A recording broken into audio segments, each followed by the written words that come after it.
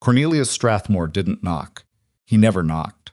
He rode into the Ashcombe yard on a Tuesday morning with 3 men behind him and a folded paper in his breast pocket, and he sat his horse like a man who had already decided how the next 10 minutes would go. Winnie's father had been dead for 11 days. The flowers on the grave hadn't finished wilting yet, Miss Ashcombe.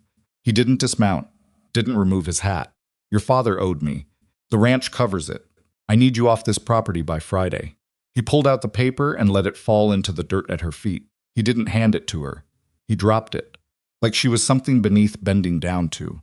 Winnie stood in her doorway, 28 years old and alone in the world, and looked at the document lying in the dust, and she understood exactly what kind of man she was dealing with.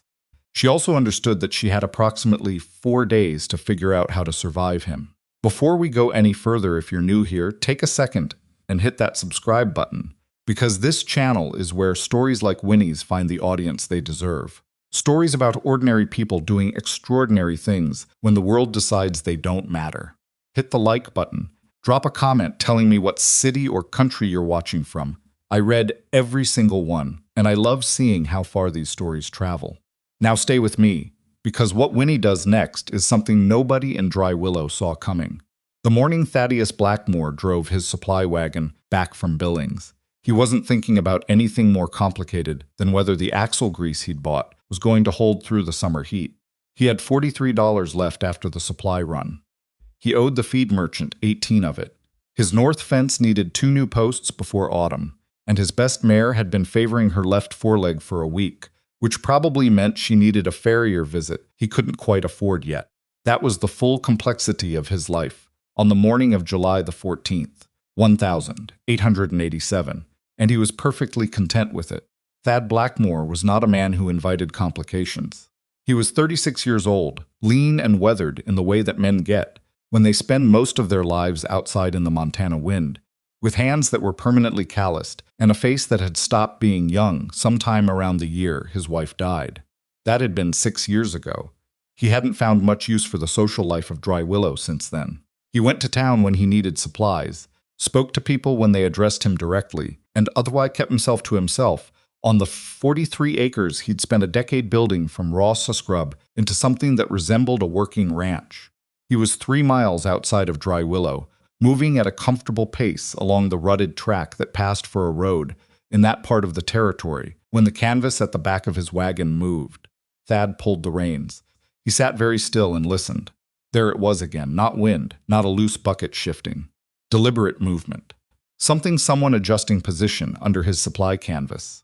He reached sideways without hurrying and wrapped his fingers around the handle of the short rifle he kept under the bench seat. He'd had that rifle long enough that the grip had worn smooth in exactly the shape of his hand. He didn't raise it. He just held it. "I know you're back there," he said, loud enough to carry. "You want to come out slow, or you want me to pull that canvas off myself?" Silence. Then a sharp intake of breath. Then a voice, a woman's voice, low and strained, like someone who'd been crying and was working very hard to stop. "Please don't shoot me. I'm not armed. I'm not going to hurt you." Thad didn't lower the rifle. "What are you doing in my wagon?" "Hiding." A pause, obviously. He almost said something to that. Didn't. "Come out where I can see you." The canvas shifted and rustled, and the wagon rocked slightly with redistributed weight, and then a woman climbed carefully over the tailgate and stood on the ground beside the rear wheel, and Thad got his first look at Winifred Ashcombe. She was a large woman. That was the first thing anyone noticed about Winnie, and she had long since stopped pretending otherwise. She stood perhaps 5 feet 4 inches tall and weighed, by her own precise accounting, 287 pounds a number she knew exactly because she had a scale and had never seen the point in lying to herself. Her dress was dark blue and road dusty, and had a tear along the right shoulder seam. Her dark hair had come partly loose from its pins. She had a bruise forming along her left cheekbone that she hadn't had when she'd left her own property that morning. She looked at Thad with brown eyes that were red-rimmed from crying, but absolutely steady in their gaze, and she lifted her chin slightly, and she waited for him to react to what he was seeing. Most men reacted. They always did. A smirk, a raised eyebrow, some adjustment in how they held themselves, like they needed to signal to any passing audience that they weren't taking this large, disheveled woman seriously. It was so common that Winnie had developed a whole internal system for cataloging exactly how each man did it. Thad Blackmoor looked at her for approximately 2 seconds. Then he looked at the bruise on her face. "Who hit you?" Winnie blinked. That was not the usual first question. "One of Strathmore's men. When I tried to get back inside my house." Strathmore. Thad's voice didn't change much, but something behind his eyes did. "Cornelius Strathmore." "Yes." He lowered the rifle slowly and rested it across his knees. "What does he want with you?" "My ranch. My water rights." She swallowed. "My father died 11 days ago. Strathmore showed up 3 days later with papers claiming my father borrowed money from him and signed the property over as security. I've never seen those papers before in my life. My father never mentioned any debt to Strathmore. And the signature on those documents is not my father's signature." Thad looked at her for a long moment. His expression was difficult to read, not unfriendly, exactly, but not warm either, just assessing. Like a man looking at a fence line and trying to determine whether it was worth repairing or needed to come down entirely. "Why are you in my wagon?" "Because your wagon was the first covered vehicle I found after I ran." She said it plainly, without apology. "Strathmore's men are looking for me in town. I thought if I could get out of the immediate area, I could reach the federal land office in Helena. I have my father's records, 15 years of records. I need someone to look at them. You have 15 years of records in my wagon." "In my bag, yes. Under your flour sacks." Thad rubbed the back of his neck with his free hand.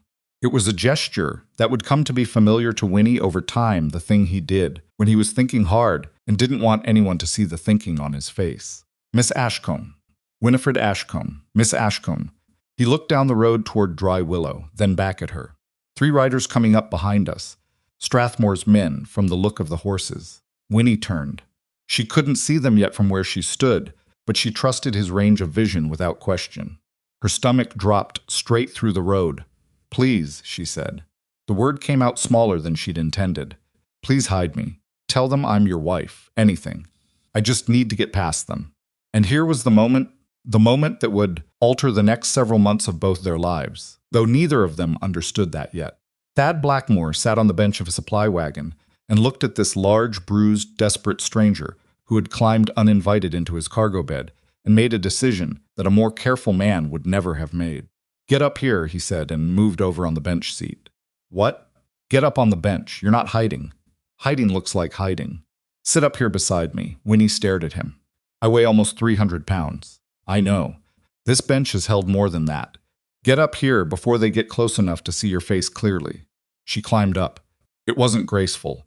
The wagon step was narrow, and the bench was high, and her body didn't cooperate with speed or elegance, and she was entirely aware of how she looked in those 20 seconds of struggling upward.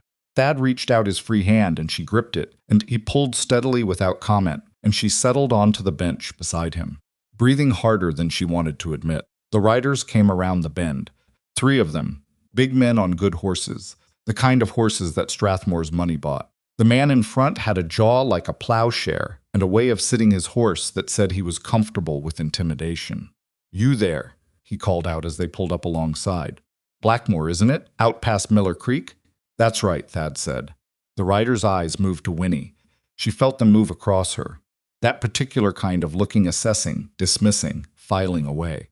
"Who's she?" "My wife." Not a flicker of hesitation. Not a single beat of delay. Thad said it the way he said everything, in that flat, untroubled voice, like the question itself wasn't worth getting exercised about. The rider's eyes narrowed slightly. "Didn't know you'd married. Didn't ask you to." Thad gathered the reins. "Was there something you needed? Or are you blocking the road for your own amusement?" A long pause. The rider looked at Winnie again. She held his gaze and said nothing, and kept her hands loose in her lap so they wouldn't see her knuckles go white. "We're looking for a woman. Ashcombe woman. Daughter of that farmer who died recently." "Haven't seen her," Thad said. "We've been in Billings the past few days." Another pause. Then the rider clicked his tongue and reined his horse aside. "All right then. Sorry to stop you." Thad nodded once, clicked to his own horse and drove forward. Neither of them said a word for almost a mile. Then Winnie exhaled so hard she practically deflated. "That was—" "Don't," Thad said, still looking at the road ahead. "Wait until we're past the Garner turn. One of them might circle back." She waited. He drove. The sun was already brutal for mid-morning, and the road dust rose around the wheels, and somewhere off in the grass a meadowlark was making its sound, utterly indifferent to the situation. At the Garner turn, Thad looked back. No dust cloud. No pursuing hoofbeats. He let the horse settle into an easier pace. "All right," he said. Winnie let herself slump against the back of the bench. "Thank you. Don't thank me yet." He kept his eyes on the road. "They're going to report back to Strathmore that I called you my wife. That means Strathmore's going to start thinking about Thad Blackmoor and what his interest is in the Ashcombe woman." "I know." She sat up straighter. "I'm sorry. I didn't plan to involve you. I just needed—" "You needed to get past them, I understand." He paused. "What I'm saying is, the lie is already out. Nothing to be done about it now. So I need to decide what I'm doing about you." Winnie turned to look at his profile. He was watching the road with that same unreadable expression. "What do you mean?" "I mean, you say you have evidence. I mean, you say those documents are forged. I mean, you say you need to get to Helena." He glanced at her sideways briefly. "Is any of that true?" "All of it." "Can you prove it?" "Yes." He was quiet for a moment. "Strathmore's not a man you poke at halfway. If I take you anywhere near my property, or anywhere near Helena, and he finds out, he'll come after you," Winnie finished. "I know. You don't have to take me anywhere. Set me down at the next crossroads. I'll find another way." Thad said nothing for the length of 2 fence posts passing on the left side of the road. "How far is it to your ranch?" she asked. "From here?" "About 4 miles east." "And you live alone?" "Yes." "Do you have a table big enough to spread documents across?" He glanced at her again. This time something shifted in his expression, not quite amusement, but adjacent to it. "Yeah, I've got a table." "Then take me there. Let me show you what I have. If you look at it and think I'm wrong or lying, you set me on the road and I'll trouble you no further." She met his gaze steadily. "But if you look at it and you see what I see then, maybe you'll understand why I'm not stopping just because Cornelius Strathmore told me to." Thad looked at the road. Thad looked at her. He turned his horse east. The Blackmoor ranch was exactly what Winnie had expected from the outside, and nothing like what she'd expected on the inside. The exterior was functional and weathered a main house, a good-sized barn, a lean-to with tools arranged along the wall, in a manner that suggested a man who knew where everything was and kept it there on purpose. The fence lines she could see from the yard were reasonably maintained. The whole place had the look of a one-man operation, run by someone competent rather than someone prosperous. Inside the house was different. Books. A surprising number of books for a ranch in the Montana Territory, stacked on a shelf beside the window and in a pile beside the larger of the 2 chairs. A clean table she noted, not spotlessly clean, but genuinely clean, wiped down rather than just left to accumulate. A map of the territory pinned to the wall with careful deliberateness. Several points marked in a faded pencil she couldn't read from across the room. And a kitchen with actual organization. Dry goods in labeled containers. A cast iron stove that looked like it was used regularly and maintained accordingly. Winnie stood in the middle of the main room and revised her assessment of Thad Blackmoor upward by several degrees. "You can put your bag on the table," he said, setting his rifle back in its place beside the door. "I'll get water. You look like you need water. I'm fine. You've been in a hot wagon bed for 2 hours, and you have a bruise on your face that's getting darker." He filled a cup from the bucket near the stove, without further discussion, and set it on the table. "Drink it or don't." She drank it. He pulled out a chair across from where she'd settled her bag, and sat down with his arms crossed, watching her arrange things on his table with the dispassionate attention of a man who has decided to withhold judgment until he has more information. Winnie opened her father's document case. Inside, in her father's careful hand, were 15 years of records. Not disorganized anxiety real records. Ledgers, surveying notes, copies of deeds, and in a separate oilskin sleeve, photographs of documents that Edwin Ashcombe had been quietly, carefully, obsessively accumulating for a decade and a half because he had seen something wrong in Dry Willow and had spent his adult life trying to document exactly what it was. "My father was a bookkeeper before he came west," Winnie said, unfolding the first page. "He had an eye for numbers, for patterns." She spread 3 documents side by side. He noticed the first discrepancy in 1872. A deed transfer for the Hollis property just north of the creek. The date on the transfer didn't line up with the date on the mortgage release. 15 days off. Small enough to overlook. Thad leaned forward slightly despite himself, looking at the papers. He started keeping copies, Winnie continued. Every transaction he could find involving Strathmore or Strathmore's representatives. He wasn't a lawyer. He wasn't a lawman. He was just a man with a very good eye for when numbers didn't add up. She laid another document alongside the first two. Look at the witness signatures on these 3 transfers. Thad looked. Same name, same date, and this one she tapped the 3rd page is signed as a witness to a transaction that happened in Billings. On the same day, this same man supposedly witnessed a transaction here in Dry Willow. Silence. A man can't be in 2 places at once, Thad said slowly. No. Winnie looked at him across the table. He cannot. Thad was quiet for a moment.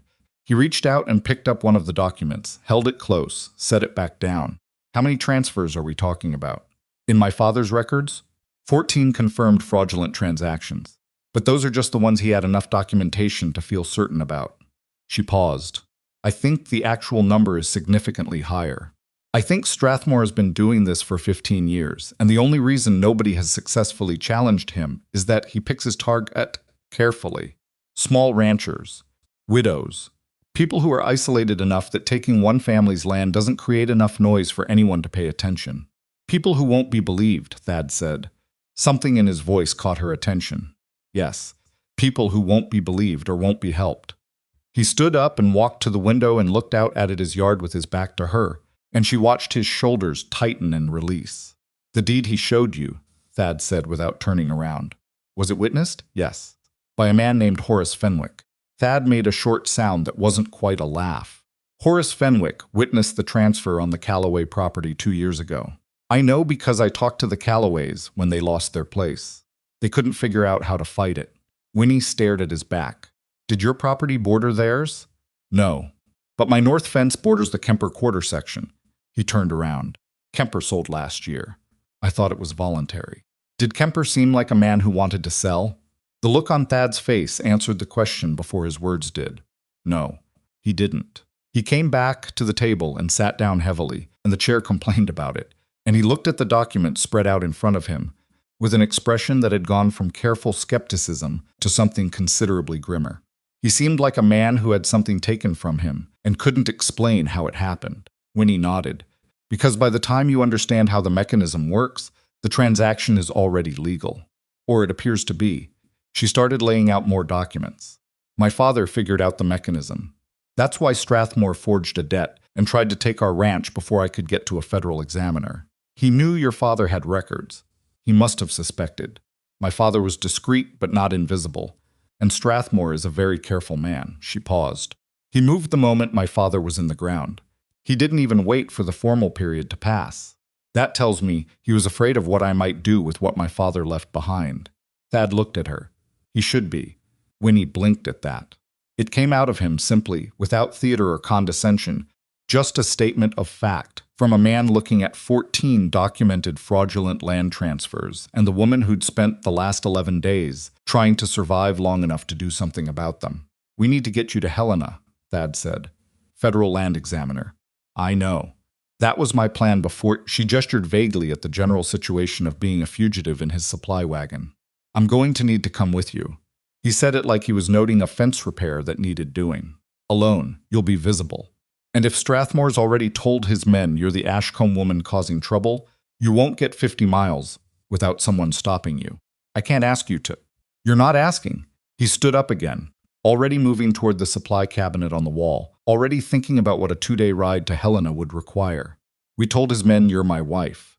If they go back to Strathmore and he starts thinking about why Thad Blackmoor would claim an Ashcombe woman, I'm already involved. I'm sorry about that. Stop apologizing for surviving. He said it without heat, but he said it like he meant it, and Winnie closed her mouth around her next apology and swallowed it. You didn't make Strathmore a criminal. You didn't forge your father's signature. You're trying to do something about it with what you have. That's not a thing you apologize for. She looked at her hands on the table for a moment. Then she looked up at him. Why are you helping me? You don't know me. He thought about it seriously, the way he seemed to think about everything. Because I looked at those witness signatures and they don't add up. And I know a man can't be in 2 places at once. And I am tired of watching this territory get carved up by men who think the law is a thing they can just buy. He picked up a tin of hardtack and examined it. And because whoever hit you is going to keep hitting as long as people pretend not to see it. The room was quiet except for the wind against the window and a horse moving in the barn. Winnie folded her hands on the table. Her voice came out steadier than she felt. We'll need to leave early tomorrow, before anyone thinks to watch the road to Helena. I know, he set the tin down. You're taking my room. I'll sleep in the barn. That's not necessary. You've got 11 days of no real sleep behind your eyes and a bruise on your face, and you've been running all morning. He walked toward the door to the back room, already done with the discussion. Eat something. Rest. We leave before dawn. She opened her mouth, closed it. Thank you, she said. Already told you not to thank me. But he paused in the doorway. Ashcombe. Yes? When we get to Helena, he seemed to consider his next words carefully. You're going to need to do the talking. Not me. You understand the documents better than I ever will. Winnie straightened slightly. I know. Good. He disappeared into the back room. Winnie sat alone at the table, surrounded by her father's 15 years of careful, devastating work, and for the first time since she'd stood in her doorway, watching Cornelius Strathmore's document fall into the dirt, she let herself think that maybe she actually had a chance. She didn't sleep well.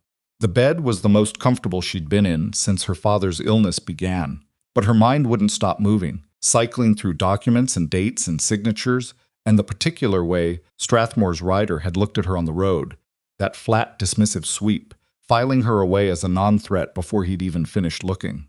That was the thing about being a large woman. The world consistently underestimated you, and it was almost never to your advantage, except in the specific and particular case where you needed someone to underestimate you. Strathmore thought she was going to fold. He dropped that document in the dirt and let his men block her door and waited for the frightened fat woman to accept the terms she was given. That was the only world he'd ever encountered. Because it was the only world she'd ever shown anyone the world where Winnie Ashcombe accepted what she was given because she was too big and too lonely and too aware of her own isolation to do otherwise. She lay in Thad Blackmoor's bed in the dark of the Montana night and made herself a promise. She was going to make Cornelius Strathmore understand exactly how expensive a mistake that was. Thad was awake and moving before the sky had started to gray. She found him in the barn when she came out with her bag, checking the shoes on the horse he was hitching to the wagon, running his hand down each leg with careful attention. He didn't acknowledge her immediately, finished what he was doing, then stood up and looked at her. You eat anything? There was bread on the table. Good. He picked up a leather pouch and dropped it into the wagon bed. I put together what we might need. 2 days there, 2 days back, depending on road conditions. Winnie climbed up to the bench without his help this time. It was slower and harder, but she managed it. She was aware of him watching from below without comment, not helping and not looking away, just watching, the way you'd watch something that required attention, but not interference. I've been thinking, she said when she was settled. Tell me, when we get to Helena, I want to do more than just report the forgery on my deed. She had her father's document case in her lap. I want to lay out the entire pattern, all 14 transactions with documentation. I want to hand them a case that's so complete they can't look away from it. Thad climbed up beside her and gathered the reins. That's a different thing from just proving your property wasn't legally transferred. I know, it'll take longer, more scrutiny, more risk. I know. He sat with this for a moment. Strathmore's got more time than we do. If this drags out, if I only prove my own deed is fraudulent, Winnie said, he'll settle with me quietly to make me go away, and then he'll keep doing exactly what he's been doing to everyone else. She looked at Thad's profile. My father spent 15 years building this case.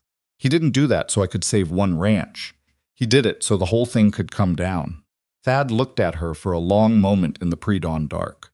Then he clicked to the horse and they moved out of the yard and down the track toward the Helena road. All right, he said. The whole thing. They drove in silence through the early gray light, and somewhere behind them, Dry Willow was just beginning to wake up. And somewhere in that town, Cornelius Strathmore was beginning his own morning, with no idea whatsoever that the woman he had tried to erase from her father's land was already 10 miles east of him and driving toward the one place he could not follow her and maintain his fiction. The meadowlarks started up as the sky turned orange at the edges. Winnie sat with her father's records in her lap and watched the Montana Territory open up ahead of her, and she thought about the 14 families whose land was in those documents. And she thought about the Kempers and the Callaways and everyone else who'd had something stolen and couldn't explain how it had happened.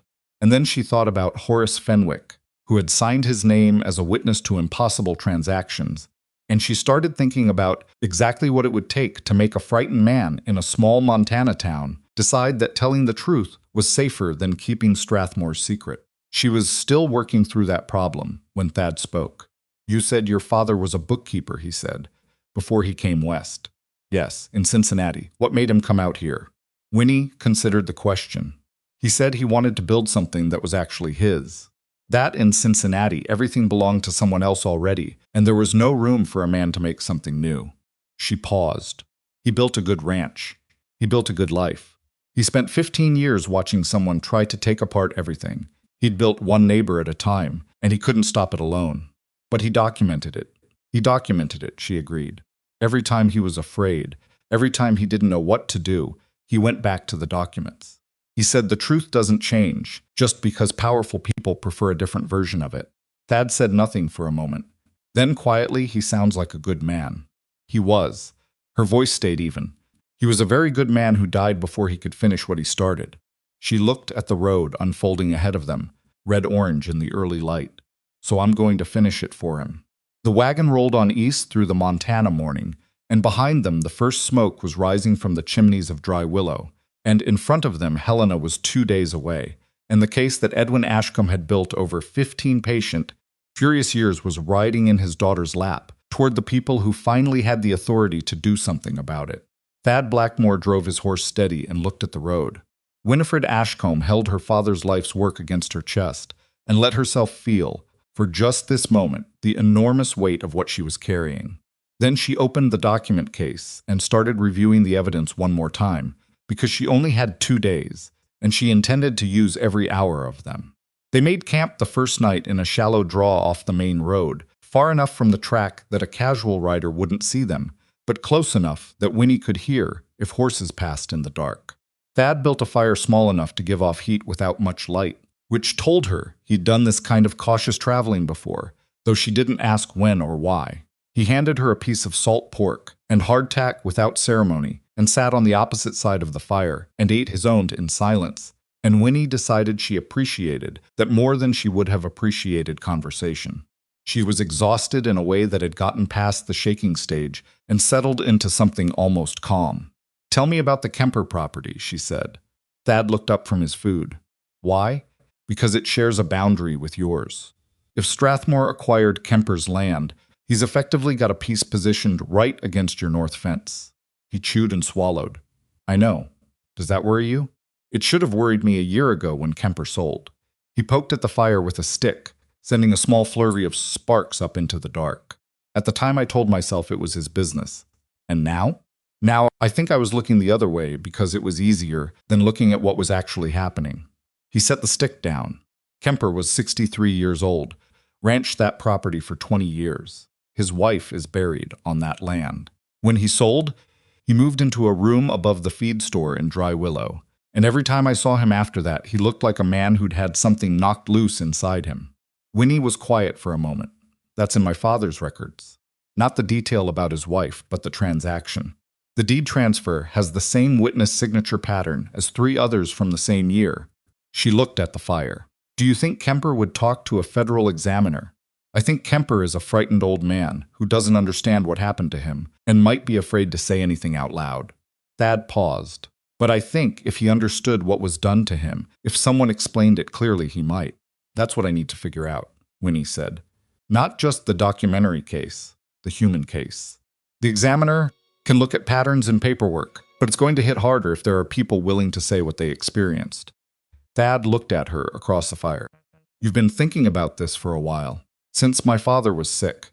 She wrapped her hands around her knees. "He knew he wasn't going to recover. He spent the last 2 months trying to explain the records to me. Not just the documents themselves, but the strategy. He kept saying the documents prove the mechanism, but you need the people to prove the harm. He taught you well. He taught me everything." Her voice stayed flat, but something shifted in her jaw. "He wanted to do this himself. He'd been building toward it for 15 years. He just ran out of time." The fire crackled between them. Somewhere in the dark, the horse shifted and stamped once, then settled. "Get some sleep," Thad said. I'll take first watch. You don't need to watch. Strathmore's men know roughly which direction you'd head. 3 riders can cover a lot of ground. He settled back against his saddle, which he'd positioned against a low rock. Sleep, Ashcombe. She lay down on the bedroll he'd pulled from the wagon without making a production of it, and she stared up at the Montana sky, which was more stars than she could count. And she thought about her father, sitting at his desk in the ranch house at midnight, with his records spread around him, building the case one careful notation at a time, and she felt the weight of his absence like a stone in her chest. She slept anyway because she needed to, and because she was too practical to let grief become an obstacle. The second day on the road was harder. The temperature climbed earlier than it had the day before, and the road into Helena gained elevation in a way that made the horse work harder and made the wagon's motion more unsteady. Winnie had grown up riding and had spent her adult life on a working ranch, but she was also aware of exactly what 2 days on a hard wagon bench did to a body her size, the particular grinding discomfort that she'd learned to manage by simply not discussing it. She managed it now. What she didn't manage as smoothly was the moment around mid-morning when Thad pulled the wagon off the road without warning, and she looked up from the document she'd been reviewing to find him watching a dust cloud on the ridge too.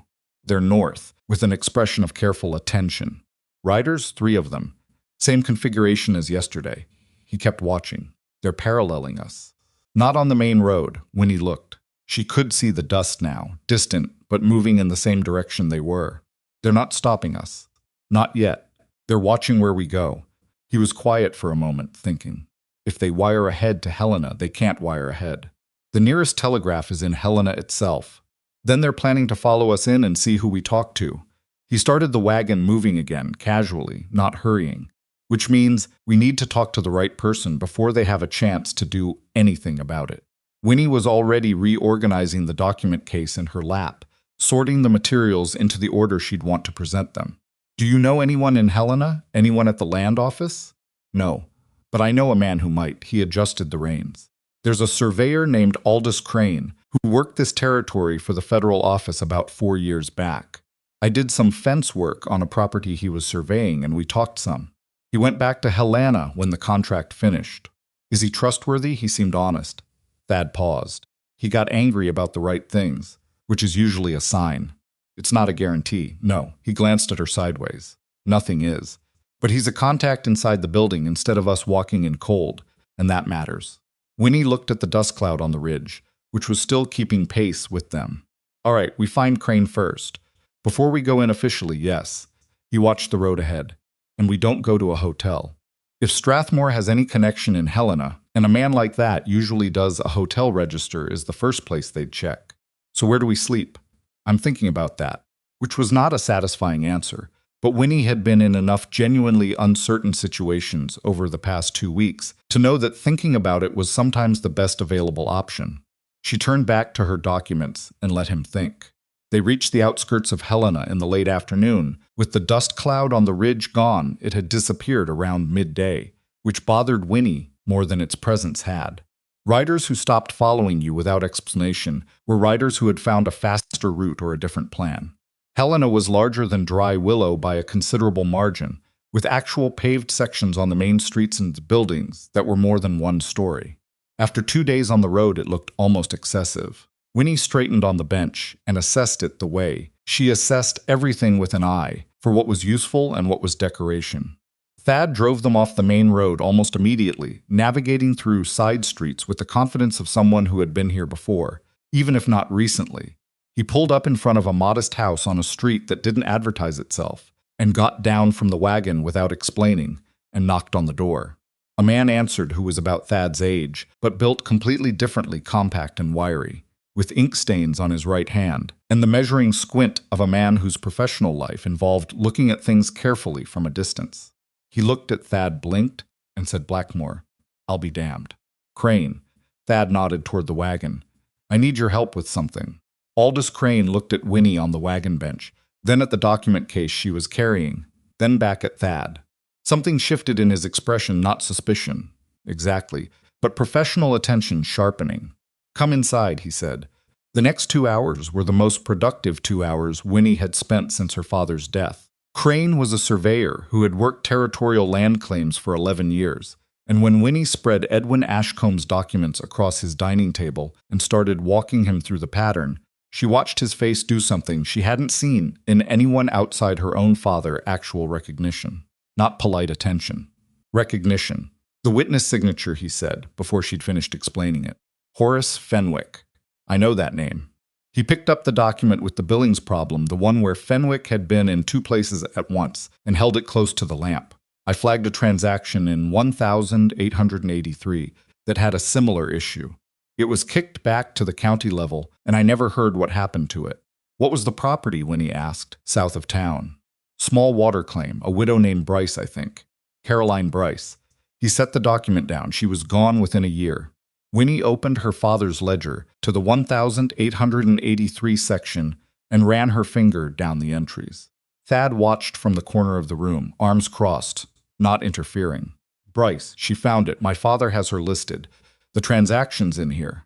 Crane looked at her across the table. How long did it take your father to compile this? 15 years. Crane was quiet for a moment. He must have been a remarkable man. He was. She closed the ledger and looked at him directly. I need to know who at the federal land office is going to take this seriously and not send me to the county level where Strathmore has connections. Crane pulled out a chair and sat down. That's the right question. He thought about it without rushing, which she appreciated. There's an examiner named Malcolm Renshaw. He came up from Denver about 2 years ago. He doesn't have local ties, which is either a disadvantage or an advantage, depending on what you're bringing him. What's he like? Methodical. Not easily impressed. Crane paused. He's also the kind of man who gets genuinely angry when he sees documentation abused. I've seen him in hearings. He doesn't perform anger, he just gets quiet and starts asking very specific questions. That's who I want, Winnie said. He'll want everything in order. He's not going to look at a stack of documents and take your word for what they mean. He'll read every page himself. Good. She started reorganizing the material into the presentation order she'd been building in her head for 2 days. Because every page holds up. Crane looked at Thad. She always like this? I've known her for 2 days, Thad said. Is she always like this in those 2 days? Thad considered it. Pretty much. That night, Crane gave them his spare room without making a thing of it, and Winnie sat on the edge of the bed with the document case across her knees and went through the presentation sequence one more time until she was certain of the order, and then she sat in the dark and thought about Cornelius Strathmore waking up that morning in Dry Willow and deciding she was already neutralized. The thought made her feel something she recognized as fury and chose not to suppress, because she had found over the years that the emotion, properly directed, was extraordinarily useful. They went to the federal land office the next morning at 9 o'clock. Winnie had done what she could with her appearance. Her dress was travel-worn, and her bruise had moved through several colors, and was currently a greenish yellow that she couldn't quite conceal. And she was a large woman, carrying a leather document case into a government building, while 2 of Strathmore's riders sat on horses across the street from the entrance and pretended not to be watching her. She walked in anyway. The outer office was busy clerks at 3 desks, a waiting area with 4 chairs all occupied. A counter with a young man behind it who looked at Winnie with the blank, professional expression of someone trained to conceal whatever they actually thought about the people standing in front of them. I need to see Malcolm Renshaw, she said. My name is Winifred Ashcombe. I have documentation regarding multiple instances of fraudulent property transfer in the Dry Willow area of the territory, involving forged deeds, false witnesses, and the systematic theft of water rights by a man named Cornelius Strathmore. I have 15 years of records. She set the document case on the counter. Mr. Renshaw is going to want to see this. The clerk looked at the case, then at her, then at Thad, standing a pace behind her. Mr. Renshaw is occupied this morning. I understand that. I'll wait. She moved the case slightly so it was clearly in front of him and not going anywhere. Please let him know I'm here. The clerk disappeared through an interior door.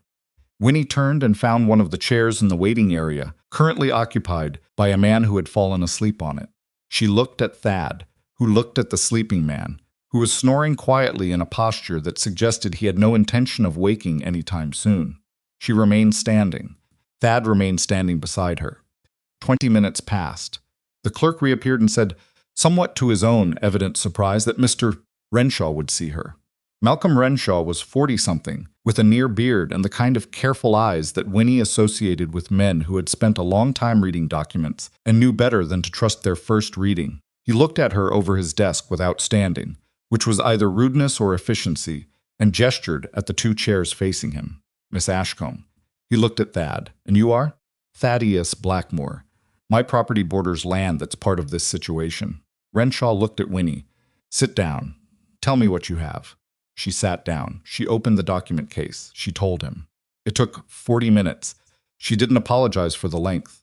She went through the 14 transactions in chronological order, explaining each one not in terms of legal theory, but in terms of what was observable in the documents themselves, the witness patterns, the impossible dates, the identical handwriting across supposedly independent parties, the debts that appeared from nowhere and resolved with land rather than money. She let the documents speak where they could, and spoke for them where they needed it, and she watched Renshaw's face the whole time. He was, as Crane had described, not easily impressed. He asked questions sharp, specific questions that cut to the most complex parts of the pattern, testing whether she actually understood what she was presenting or was simply repeating her father's conclusions. She answered every question. When she didn't know the precise answer, she said so and showed him where, in the documents, a careful reading would resolve it. He was quiet for a long moment after she finished. Your father built this case, he said finally. Not in a diminishing way.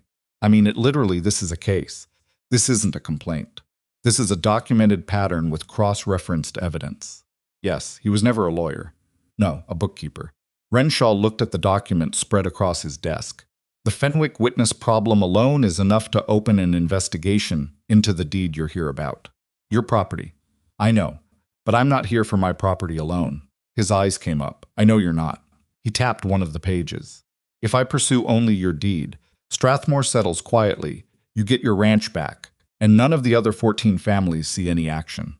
That's exactly what I expect him to try. It's what he will try. Renshaw leaned back in his chair. Miss Ashcombe, what you're asking me to do is open a full pattern investigation across 15 years of territorial land records. That will make a powerful man extremely uncomfortable, and powerful men have options for expressing that discomfort. I know, it will take time, months, possibly longer. I know. And in the meantime, Strathmore has every incentive to make your situation more difficult. Mr. Renshaw. She held his gaze without blinking. My father spent 15 years building this because he believed that when he finally had enough evidence, someone would actually look at it. I am here. I have the evidence. Are you going to look at it? Renshaw looked at her for a long moment. Leave the documents with me, he said. I need to keep the originals. I have copies of everything. She had made copies every night for the last week of her father's life because Edwin Ashcombe had taught her to always have copies. The originals stay with you. When do you expect to begin? I've already begun. He was already making notes. I need to contact the county recorder's office and request the full deed records for these transactions. Quietly. If Strathmore has contacts there, and given what you've shown me, he likely does. I need to be careful about how I request them. Thad spoke for the first time since she'd started the presentation. His men are outside, 2 riders across the street. Renshaw's pen stopped moving. They followed you here. They've been following us since we were a day out of Dry Willow. Renshaw looked at the window, then at them.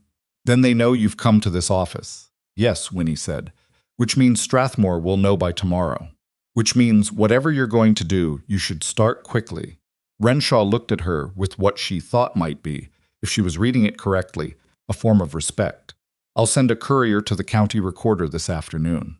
Under my authority, not through normal channels. Thank you. Don't thank me yet. He gathered the documents into a careful pile. If half of what's in these records is provable, Cornelius Strathmore is going to fight this with everything he has. And men like that have quite a lot. I know, Winnie said. So do I. They came back out of the federal land office into the afternoon heat, and the 2 riders across the street watched them emerge without making any move. And Winnie walked to the wagon and climbed up to the bench with Thad beside her, and they drove back toward Crane's house and didn't speak for 3 blocks. Then Thad said, he's going to do it, he is. She held her copy of the documents against her chest. He's going to do it, because my father's work is meticulous, and it's impossible to look at it and not see the pattern. What do we do now? Winnie thought about the 2 riders. Thought about Strathmore waking up tomorrow morning and receiving a report about his surveyor woman and her cowboy escort walking into the federal land office in Helena.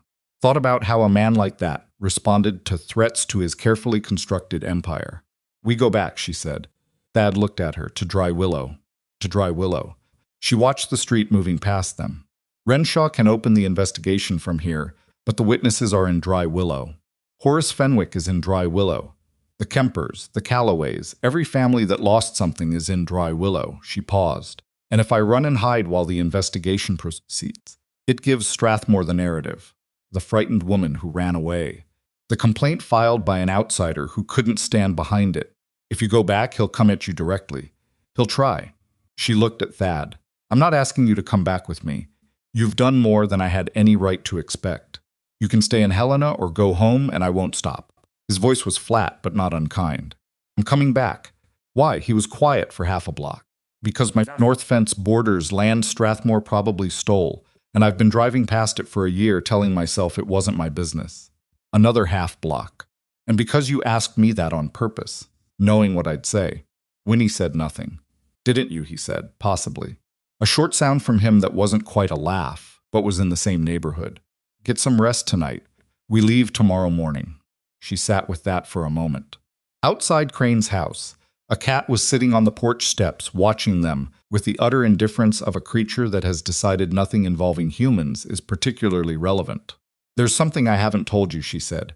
He waited. Horace Fenwick. She looked down at the copy of the documents in her hands. He witnessed 6 of the 14 transactions. He's the linchpin witness. Without his testimony, Strathmore can argue the patterns are coincidental, that multiple fraudulent documents doesn't prove a conspiracy, just carelessness. What about him? He's 61 years old. He owns a small harness shop in Dry Willow. He has a daughter in Bozeman. She paused. He also has a deed to his shop, and that deed was witnessed by one of Strathmore's regular associates. Thad stopped the wagon in front of Crane's house and sat very still. Strathmore can take his shop, he said, at any time he chooses. Fenwick knows it. He's been cooperating with Strathmore's witness requirements because the alternative is watching his livelihood disappear. She looked at Thad. He's not a bad man. He's a frightened one. And frightened men in impossible positions sometimes make a different choice if someone helps them see that the alternative to cooperation is survivable. Thad climbed down from the wagon and stood in the street, looking up at her. You want to give him a way out. I want to give him a way out that requires him to tell the truth. She met his eyes. If Renshaw can move quickly enough to put Strathmore's other assets under scrutiny before Fenwick can be pressured, then Fenwick's shop stops being a hostage. That's a narrow window. Yes. And it requires Renshaw to move faster than you've guaranteed. Yes. Thad looked at the ground, then back at her. Did you tell Renshaw any of this? I sent him a note while you were settling the horse last night. She watched his face. I didn't tell you because I didn't want you worrying about it on the road. He stood there for a moment with a look on his face that was somewhere between exasperation and something that wasn't quite admiration, but was working in that direction. You were managing me. I was prioritizing information. That's managing, yes. He shook his head slowly, not angrily. More the way you shake your head at something that has outmaneuvered you. We go back tomorrow. And when we get to Dry Willows. We talk to Fenwick before Strathmore knows we're back. She climbed down from the wagon, managing it herself again, and stood on the street beside him. And we need to do it without anyone seeing us go to him, because if Strathmore's men report that the Ashcombe woman had a private conversation with his best witness, Fenwick will be pressured within hours. Thad looked at her. You've been thinking about this since Helena, since the first night on the road. She picked up her document case. I told you my father built this case. But he also taught me that evidence wins cases and people make them. She walked toward Crane's front door. Thad stood in the street for a moment, watching her. Ashcombe. She paused and looked back. For someone who spent her life being told she couldn't handle things, he said, You handle things pretty thoroughly. Winnie looked at him for a moment. I've had practice, she said. People underestimating me is the single most reliable resource I've ever had. She went inside. Thad stood in the street in the Helena afternoon, with the cat on the porch steps still watching him with magnificent indifference, and thought about the woman who had climbed into his supply wagon 4 days ago, asking him to hide her.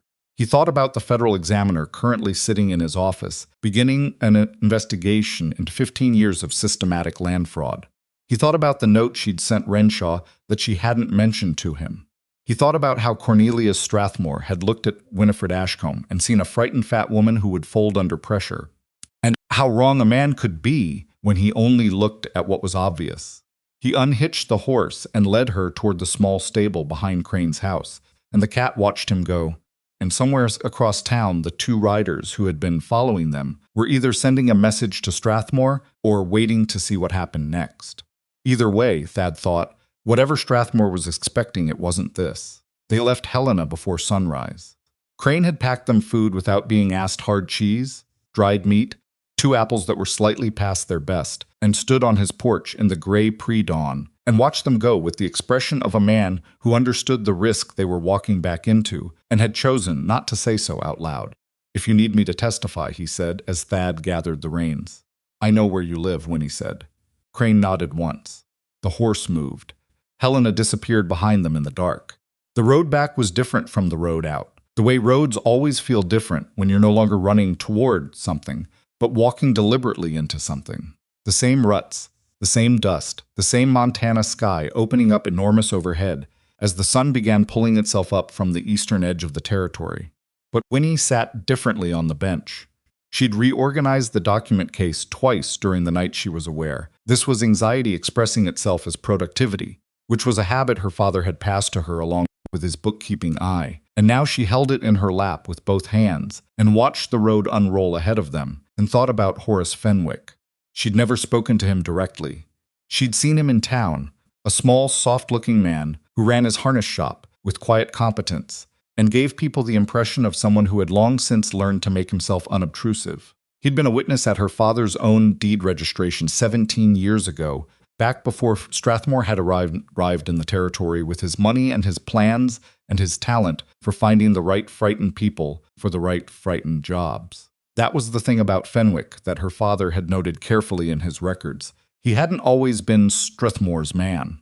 He'd been recruited into it, probably so gradually that he hadn't noticed the moment it became permanent. "Are you rehearsing what you're going to say to him?" Thad asked. She glanced sideways. He was watching the road. "Is it that obvious? You've been quiet for 3 hours and your hands haven't loosened on that case once." She looked down at her hands. He was right. Her knuckles were white. She made herself relax them. "I know what I want to say. I'm not sure it'll work." "What's your approach?" "I'm not going to threaten him and I'm not going to beg." She thought about it, organizing it into words. "I'm going to explain exactly what's in my father's records as they relate to him specifically, what he signed, what those signatures made possible. And I'm going to tell him what Renshaw is doing in Helena right now, and what it means for Strathmore's ability to continue protecting him. You're going to show him that the protection is already gone. I'm going to show him that the protection was never real. Strathmore wasn't protecting Fenwick, he was holding his shop as a guarantee of continued cooperation. That's not protection. That's a leash." She looked at the road. "And I need him to understand the difference before Strathmore gets to him first." Thad was quiet for a moment. "He's going to be scared." "I know. Scared men don't always make the right choice, just because someone explains it to them. I know that too." She shifted the document case in her lap. "But sometimes they do. And I have to try, because without his testimony, Renshaw's case has a significant hole in it. What if he refuses?" Winnie thought about that honestly. "Then I go forward without him, and we see what Renshaw can build from the documents alone. But I'd rather not find out." They rode in silence for a while after that. The sun was fully up now, burning off the last of the morning cool, and the road was starting to get hot underfoot.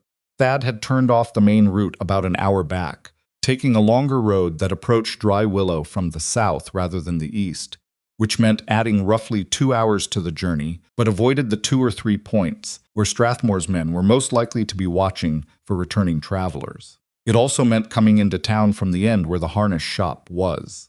Winnie hadn't mentioned that she'd noticed this. She was fairly sure Thad had planned it that way deliberately and would be annoyed if she thanked him for it. They reached the edge of Dry Willow in the early afternoon. It looked exactly as it always looked, a main street with the usual collection of storefronts, the water trough in front of the livery, 3 dogs doing nothing in the shade of the general store's awning, A town that had been quietly, systematically robbed for 15 years and didn't know the full extent of it yet. Thad turned the wagon down the side street that ran behind the harness shop and pulled up in the narrow alley between the back walls and the storage building next to it. He stopped the horse and they sat for a moment, just listening. Flies. A hammer somewhere further into town. The distant sound of a child being called in from wherever children went in Dry Willow on a hot Tuesday afternoon. Nothing that sounded like watchers. "Stay here," Winnie said. "Winnie, I need to do this alone." She was already climbing down. 2 people showing up at his back door is more alarming than 1. And he's going to be more likely to speak honestly if there isn't a man standing behind me. Thad looked at her from the bench. He didn't look happy about it. "I'll knock 3 times if I need you," she said. "Otherwise, stay with the wagon." She went around to the back door of the harness shop and knocked. Silence. Then footsteps. Then the door opened 3 inches and Horace Fenwick looked out at her through the gap, with the eyes of a man who had been expecting bad news for so long that he'd stopped being surprised by it.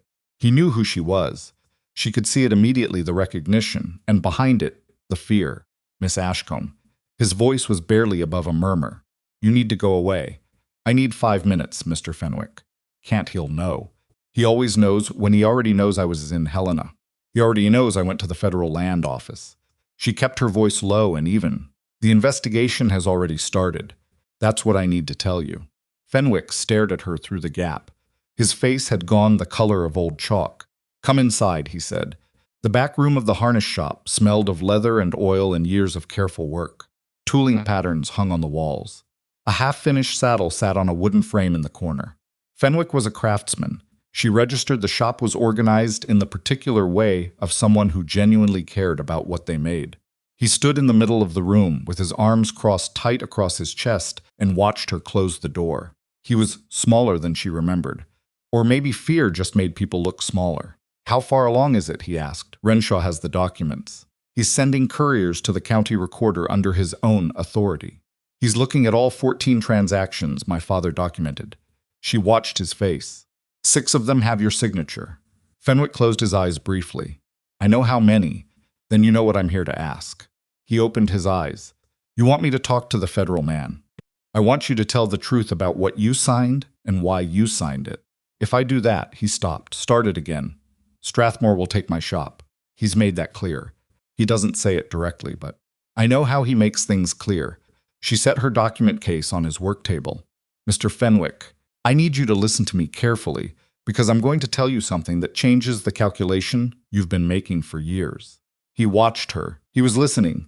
She could tell the kind of listening that frightened people do when they're not sure whether they're about to be offered a way out or pushed further in. "Strathmore's protection of your shop was never about protecting you."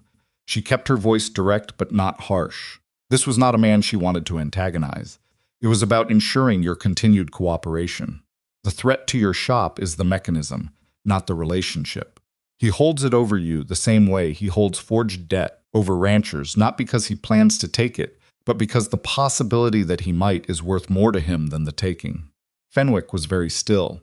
"The moment the federal investigation begins in earnest," she continued, "and it has begun, Strathmore's ability to execute arbitrary property seizures is going to come under scrutiny, which means his leverage over your shop, the threat he's held over your head, becomes considerably harder to act on.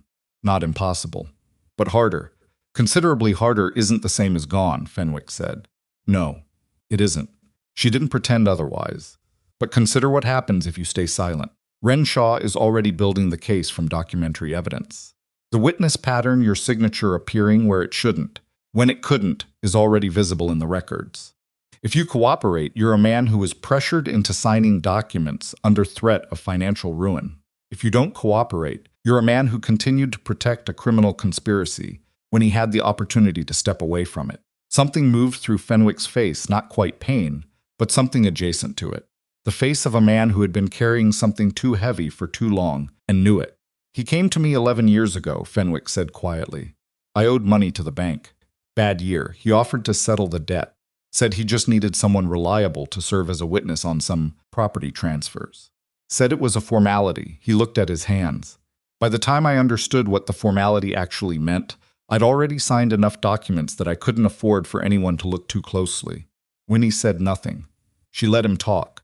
I told myself it wasn't hurting anyone directly, that the land was going to transfer anyway, that I was just a name on a paper. He stopped. The self-justification seemed to dry up on contact with the air. I knew that wasn't true. I've always known. I'm not here to judge what you did under pressure, Winnie said. I'm here to ask what you're going to do now, when the pressure has shifted. Fenwick looked at her for a long time. She could see him weighing at the old fear against the new reality, the known threat against the changed landscape. This was the calculation she'd needed him to reach, and she'd laid out the arithmetic as clearly as she could. The rest was up to him. If I talk to Renshaw, he said slowly, and Strathmore finds out before there's enough investigation to protect me.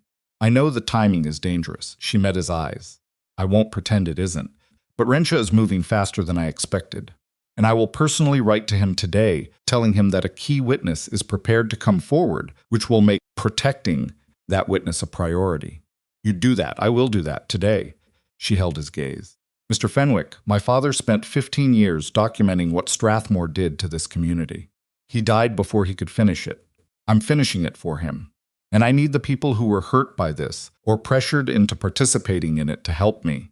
Fenwick uncrossed his arms. He rubbed his face with both hands, the gesture of a man surfacing from something deep. Then he dropped his hands and looked at her, and something in his expression had changed, not resolved, not peaceful, but different. Like a door that had been locked for 11 years had moved slightly on its hinges. I'll need a few days, he said, to get my affairs in order. In case, I understand. And I want to talk to my daughter in Bozeman first. Of course. And if Strathmore comes at my shop before, send word to me at Blackmoor's ranch. She was already pulling a paper from the document case she'd prepared this, a note with Thad's address and her own signature. Day or night, he took the paper, looked at it, looked at her. Your father was a good man. He came to my shop sometimes. We talked. He folded the paper carefully. I'm sorry I didn't. I should have. You're doing it now, she said. That's what matters. She picked up her case and went back to the door. Then she stopped with her hand on the frame. One more thing. She looked back at him. When this is over, and it is going to be over, your shop is still going to be here. You built something real. Don't let what Strathmore made you do erase what you actually are. She went out. Thad was exactly where she'd left him. He looked at her face when she came around the corner and read whatever was on it with the efficiency he seemed to apply to all information. Well, he said, he's going to do it. She climbed up to the bench, and this time she accepted his extended hand without discussion. Not immediately. He wants a few days. We may not have a few days. I know. She settled beside him. We need to find somewhere to be that isn't obvious, and I need to write to Renshaw today. He started the horse moving. My ranch. Strathmore's men know about your ranch. Yes, but they don't know what I know about my own property. He turned the wagon back toward the south road. There's a line shack on the far north end of my land, up past the fence line near the Kemper border. I use it during calving season. Nobody else knows it's there. How far from the main house? 2 miles, rough ground. He glanced at her sideways. It's not comfortable. I haven't been comfortable in 2 weeks. I'll manage. He almost smiled, almost. There's a desk. Of a kind. Then I can write to Renshaw. They drove out of Dry Willow from the south end, past the last few buildings, past the edge where the town became territory again, and Winnie turned once to look back at Horace Fenwick's harness, shop its plain front, its weathered sign, the ordinary face of a place that held an extraordinary amount of what was needed to bring Cornelius Strathmore down. Then she faced forward, and they drove on.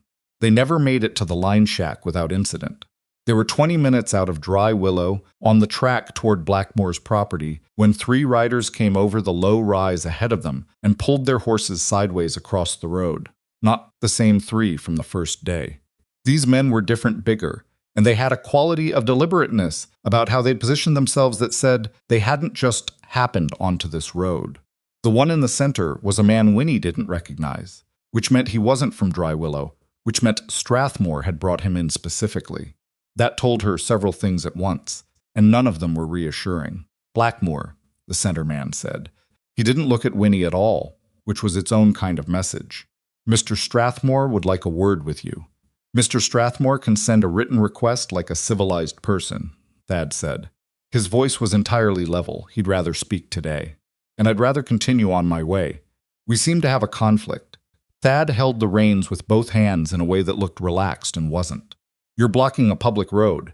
We're having a conversation." The man looked, finally, at Winnie, a long, deliberate look that was designed to be uncomfortable. "Miss Ashcombe, Mr. Strathmore has a proposal for you. He wanted me to extend the invitation personally." "What kind of proposal?" she said. "He's prepared to acknowledge some irregularities in the deed documentation for your father's property. He's willing to void the current claim and return the ranch to you, clear title, along with a payment for your inconvenience." The man said it smoothly, like he'd rehearsed it in front of a mirror. "In exchange for withdrawing from any proceedings in Helena." Winnie looked at him, looked at the two men flanking him, looked at the road beyond, which was empty. "Tell Mr. Strathmore thank you for the offer," she said. "You'll accept?" "I'll consider it." She held the man's gaze steadily. "I'll send him my answer in writing within the week." The man studied her. He was trying to determine whether she was genuinely considering it or stalling. Something, and the fact that he couldn't tell immediately, said something about how well Winnie had learned, over 28 years of being underestimated, to make her face say precisely what she wanted it to say. "Mr. Strathmore would prefer an answer soon," he said. "I'm sure he would." She smiled slightly. "Good afternoon." Thad clicked to the horse and moved forward at a walk, steady and unhurried, directly toward the three riders. There was a long beat, the kind of beat where things could go badly wrong, and then the center man moved his horse just enough for the wagon to pass. And Thad drove through the gap without changing pace or expression, and the riders sat watching them go. They drove for 5 minutes without speaking. Then Thad said, "He's going to take that as a maybe." "I know." Winnie's heart was beating considerably faster than it had been 30 seconds ago, which she had not let show on her face. That was the point. "You want him to think you might accept. I want him to spend the next few days calculating odds instead of moving on Fenwick." She exhaled carefully. "If he thinks there's a chance I take his offer and disappear, he has reason to wait before escalating. And while he waits, Renshaw moves. Fenwick gets his affairs in order." She looked at the road ahead. "It buys time." Thad was quiet for a moment. "That's a significant gamble." "Everything I'm doing is a significant gamble." She looked at him. "Do you have a better option?" He thought about it seriously, the way he always did. "No," he said, "I don't." The line shack was exactly what Thad had described, and no more a single-room structure with a wood stove, a narrow cot, a table that had been repaired so many times it had lost any pretense of its original construction, and a window that looked north toward the fence line, where Thad's property ended, and the land that had been Kemper's began. Winnie wrote to Renshaw that evening by lamplight, while Thad made something from dried beans and salt pork that was nourishing if not notably pleasant, and she read the letter back to herself twice before she was satisfied with it, and then she wrote a second letter to Aldous Crane in Helena, asking him to deliver the first one personally to Renshaw rather than through the post. "You're using Crane as a courier," Thad said, setting a bowl in front of her. "Crane knows Renshaw's office. He knows who to hand it to and how to make sure it actually arrives at the desk instead of sitting in an outer office." She folded the letters. "Do you have someone you can trust to ride to Helena? Tonight, if possible. Walt Gruber. Farms 3 miles south of me. He's been straight his whole life, and he doesn't have anything to do with Strathmore." He picked up his own bowl. "I'll go to him after dark.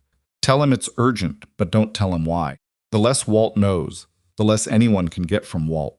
"Walt's not—" He stopped, reconsidered. "You're right." She ate. The beans were under-seasoned, but she didn't say so. Outside the window, the late light was going golden across the grasses, and the fence line to the north ran straight and true across the landscape. And somewhere beyond it was land that used to belong to a man named Kemper, who had moved into a room above a feed store and looked, according to Thad, like something had been knocked loose inside him. "Tell me something," Winnie said. "What?" "When you drove into Dry Willow that morning. The morning I was in your wagon." She kept her eyes on the window. "What were you actually thinking when those riders stopped us?" Thad was quiet for a moment. "I was thinking about whether the axle was going to hold if I had to move fast." She looked at him. "That's all? And whether you were going to stay calm or panic?" He ate a spoonful of beans. "You stayed calm." "I was terrified, I know. Staying calm when you're terrified is different from not being terrified."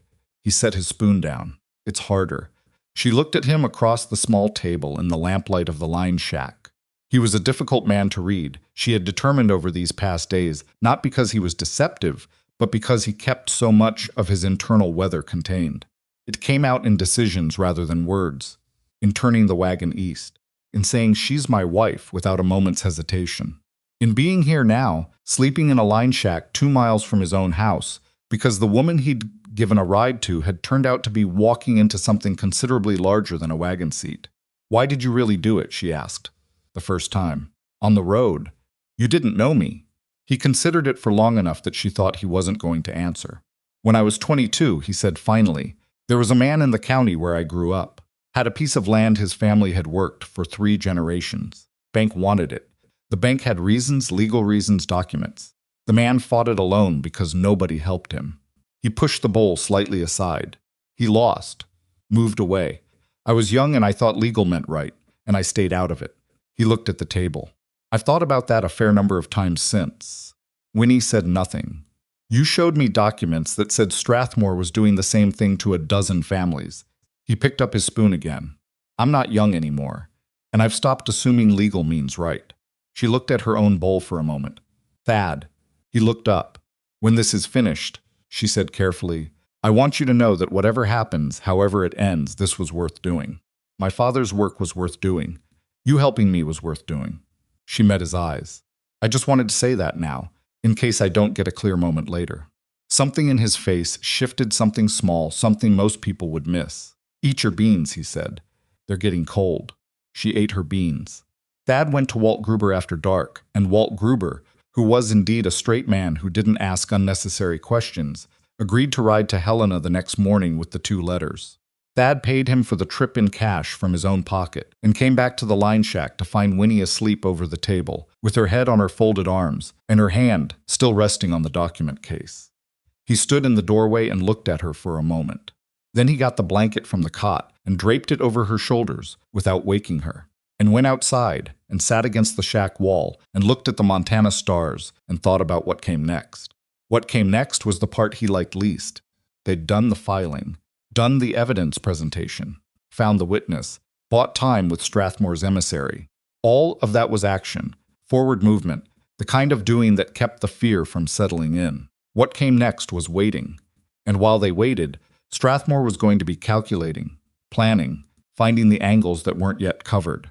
He had money and connections and 15 years of practice at making problems disappear. He wasn't going to fold because someone filed papers in Helena.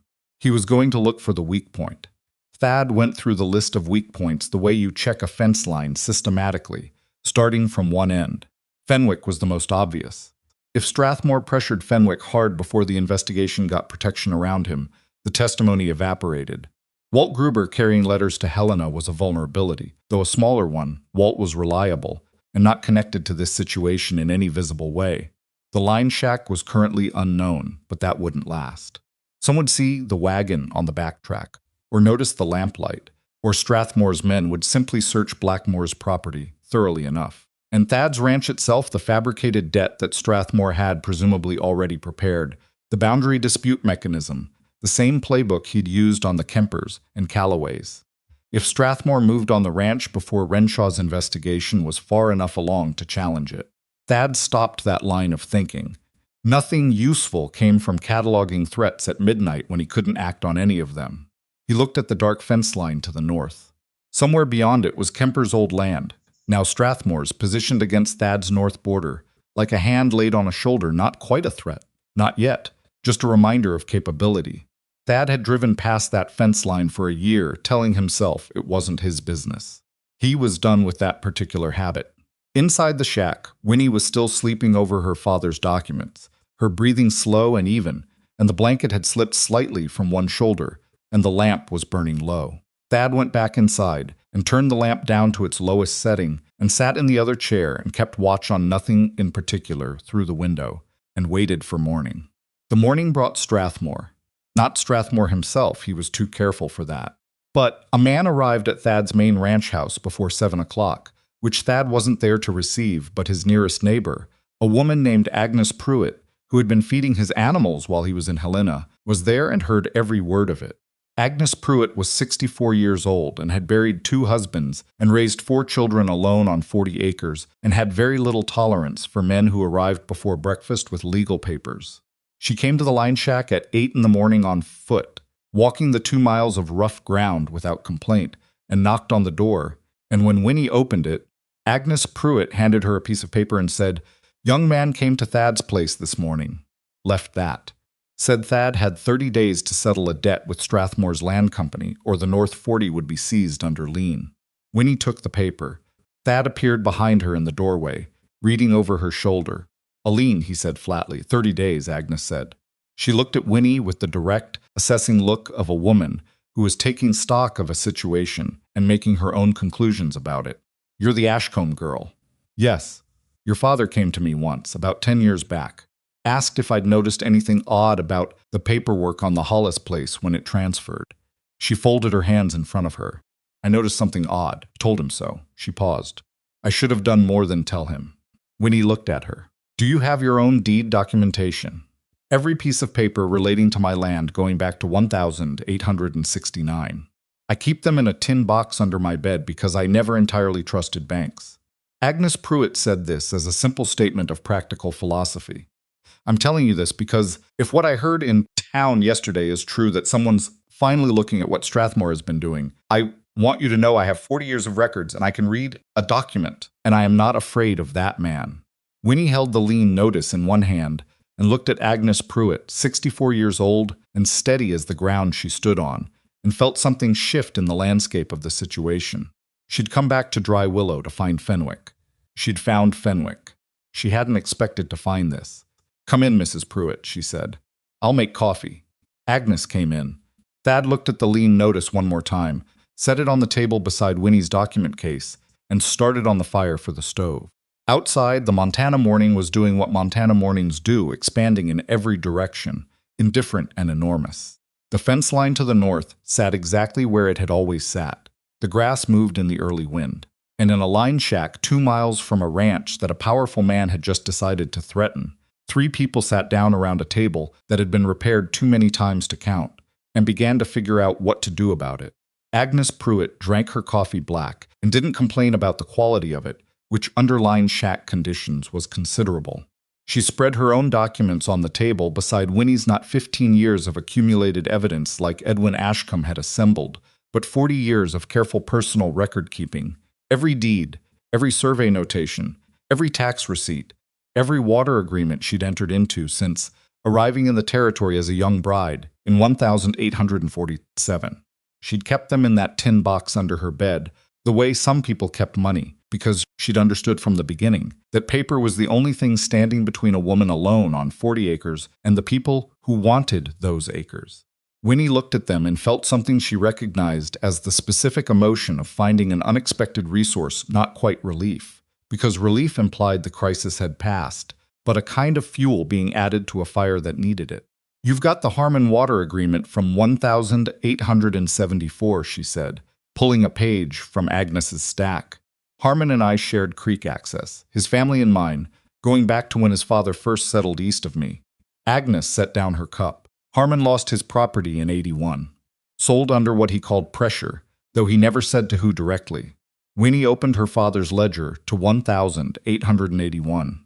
"My father has a Harmon transaction listed, February of that year. Witnessed by Fenwick," Agnes said before Winnie could finish. She said the name without particular heat, just the flat acknowledgement of something she'd known for a long time. "I saw Fenwick's name on the Harmon paperwork when it crossed the county recorder's desk. I asked about it at the time. I was told it was routine." "It wasn't routine." "No," Agnes looked at the table. "After Harmon left, the creek access agreement became complicated. Strathmore's people came to me within 6 months saying the shared access had transferred with the property and was now under their management.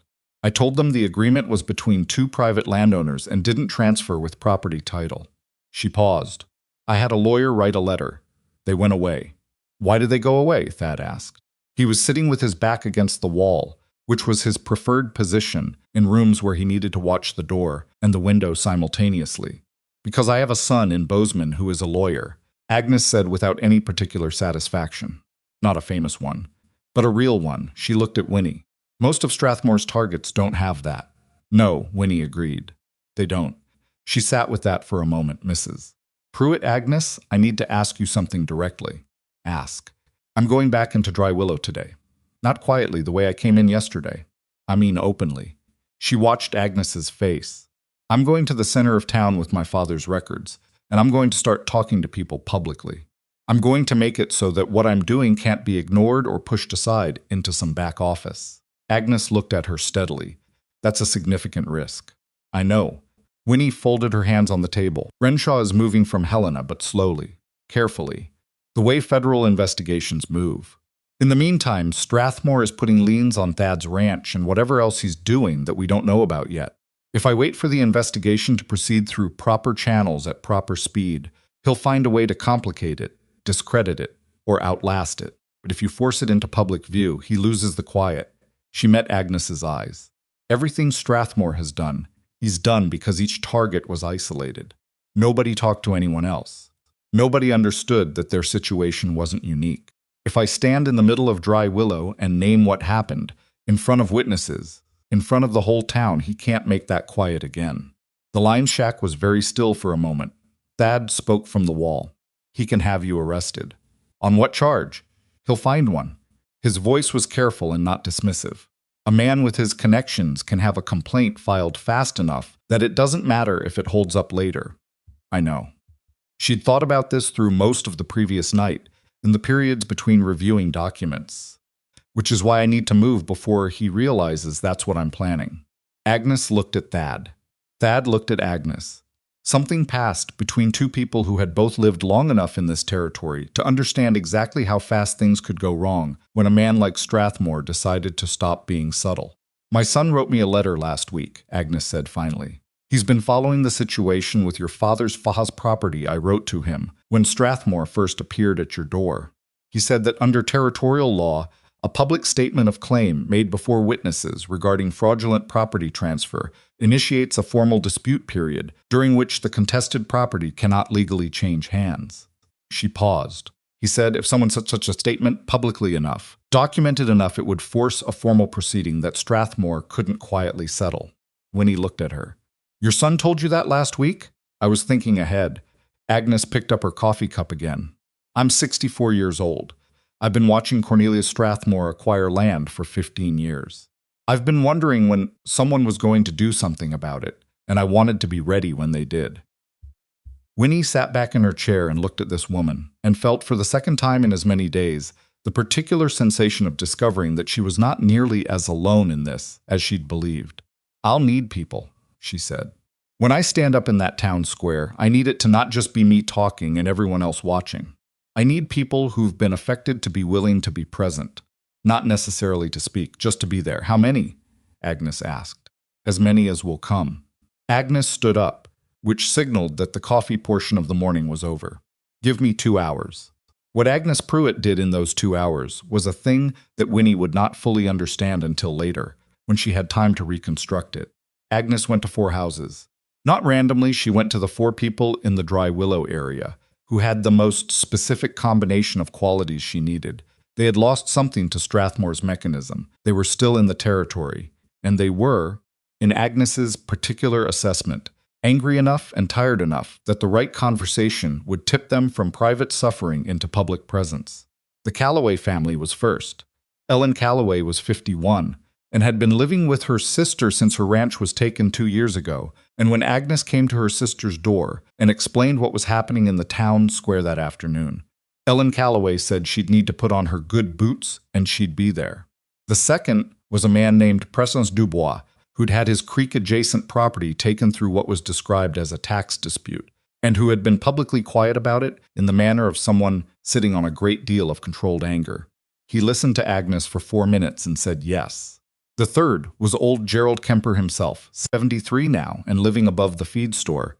And Agnes wasn't sure about him. He was fragile in the way that losses pile up on old men, but she knocked and told him plainly that the woman who had his land documentation and his witness records was going to stand up today and say what happened. And Kemper looked at Agnes with eyes that had been waiting a long time for something, and said he'd be there. The fourth was Horace Fenwick. Agnes didn't knock on Fenwick's back door.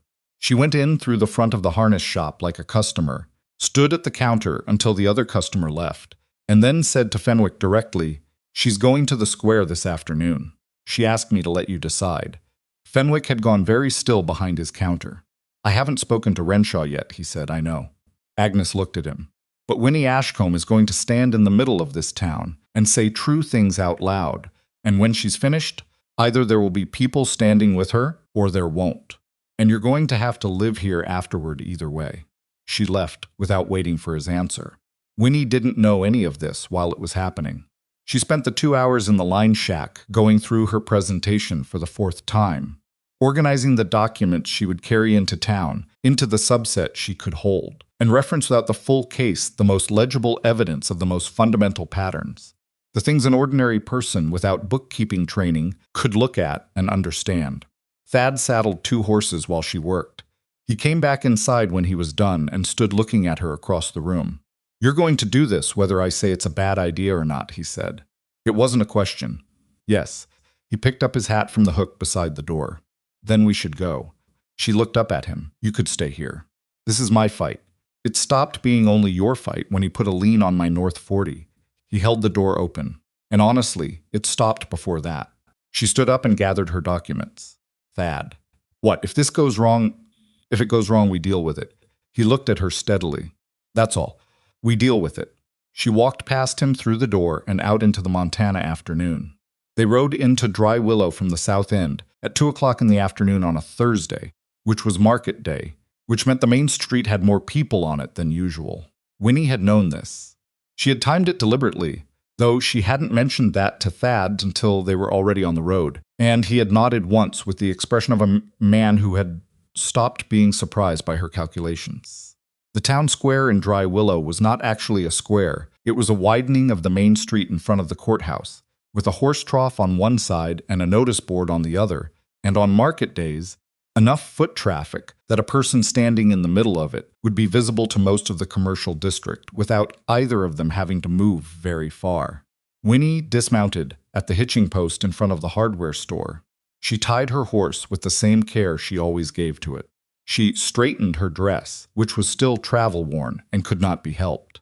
She touched the bruise on her face, which had gone from greenish yellow to a faint brown at the edges, healing, not healed. Then she walked to the center of the widening in the street and stopped.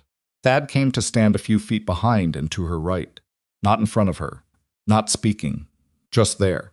People noticed her almost immediately, some because they recognized her. Some because a large woman standing in the center of the street with a leather document case and a bruise on her face, and the expression of someone who has decided something commands a certain kind of attention. She didn't wait for a crowd to fully gather. Waiting for a crowd was a performance. She wasn't performing. My name is Winifred Ashcombe, she said, loud enough to carry without shouting. My father was Edwin Ashcombe. He ranched east of town for 22 years. He died 5 weeks ago. People slowed, stopped. A woman coming out of the dry goods store stood on the step with her basket. Before he died, my father kept records. 15 years of records documenting fraudulent property transfers throughout this county. Forged deeds. False witnesses. Invented debts used to seize land from families who couldn't understand what was being done to them or how to fight it. She let that settle for a moment. Cornelius Strathmore has been stealing land in this territory for 15 years. I have the documentation. I have submitted it to the Federal Land Office in Helena. An investigation is already underway. The street was not silent. It was a public street on market day, but the quality of its noise changed. The Callaway Ranch. She opened her document case. Taken in 1885 through a debt instrument signed by a man who cannot have been present on the date recorded. The Harmon Water Rights. Taken in 1881 through a witness signature that appears on 6 other documents in circumstances that are physically impossible. She looked up from the papers and looked at the people watching her. The Kemper property, taken last year. The Bryce claim in 83. The Hollis transfer in 1872. A murmur went through the gathering crowd. I am standing here today because running and hiding doesn't fix this. Her voice stayed even and direct. I hid in a supply wagon 3 weeks ago because I was frightened. And I'm not ashamed of that, but I am done hiding. And I am asking every person in this town who knows what I'm talking about who lost something, or watched someone lose something, or signed something they didn't fully understand to stop hiding too. Silence, or as close to silence as a street ever gets. And then Ellen Calloway came around the corner of the hardware store in her good boots and walked to where Winnie was standing and stopped beside her without saying a word. Preston Dubois came from the direction of the feed store. He stopped on Winnie's other side. An older man, Winnie didn't know him, came forward from the edge of the gathering and said, "Loud enough to be heard, Strathmore's people told me my father's water agreement wasn't valid after the Harmon transfer. I've been fighting that for 4 years." Another voice, a woman near the back, "They came to my husband about a boundary line. Said our survey was wrong. We paid to have it resurveyed and they accepted the result, but we never got back what we paid for the first survey. Small things. But they were coming out one at a time, like objects shaken loose from a long closed space, and each one that came out made it slightly easier for the next." Winnie stood in the middle of it and listened to everyone. She didn't know how long she'd been standing there when she heard footsteps behind her that had a different quality, heavier, more deliberate, the sound of a man who is accustomed to spaces making way for him. She turned. Cornelius Strathmore was not a large man physically. He was 58, trim and carefully dressed even for a weekday, with a well-trimmed mustache and the particular kind of face that came from decades of being taken seriously. He had 2 men with him, the same kind of large, deliberate men as before, but he himself looked almost relaxed, in the way that certain predators look relaxed when they feel the situation is under control. He surveyed the scene in front of him.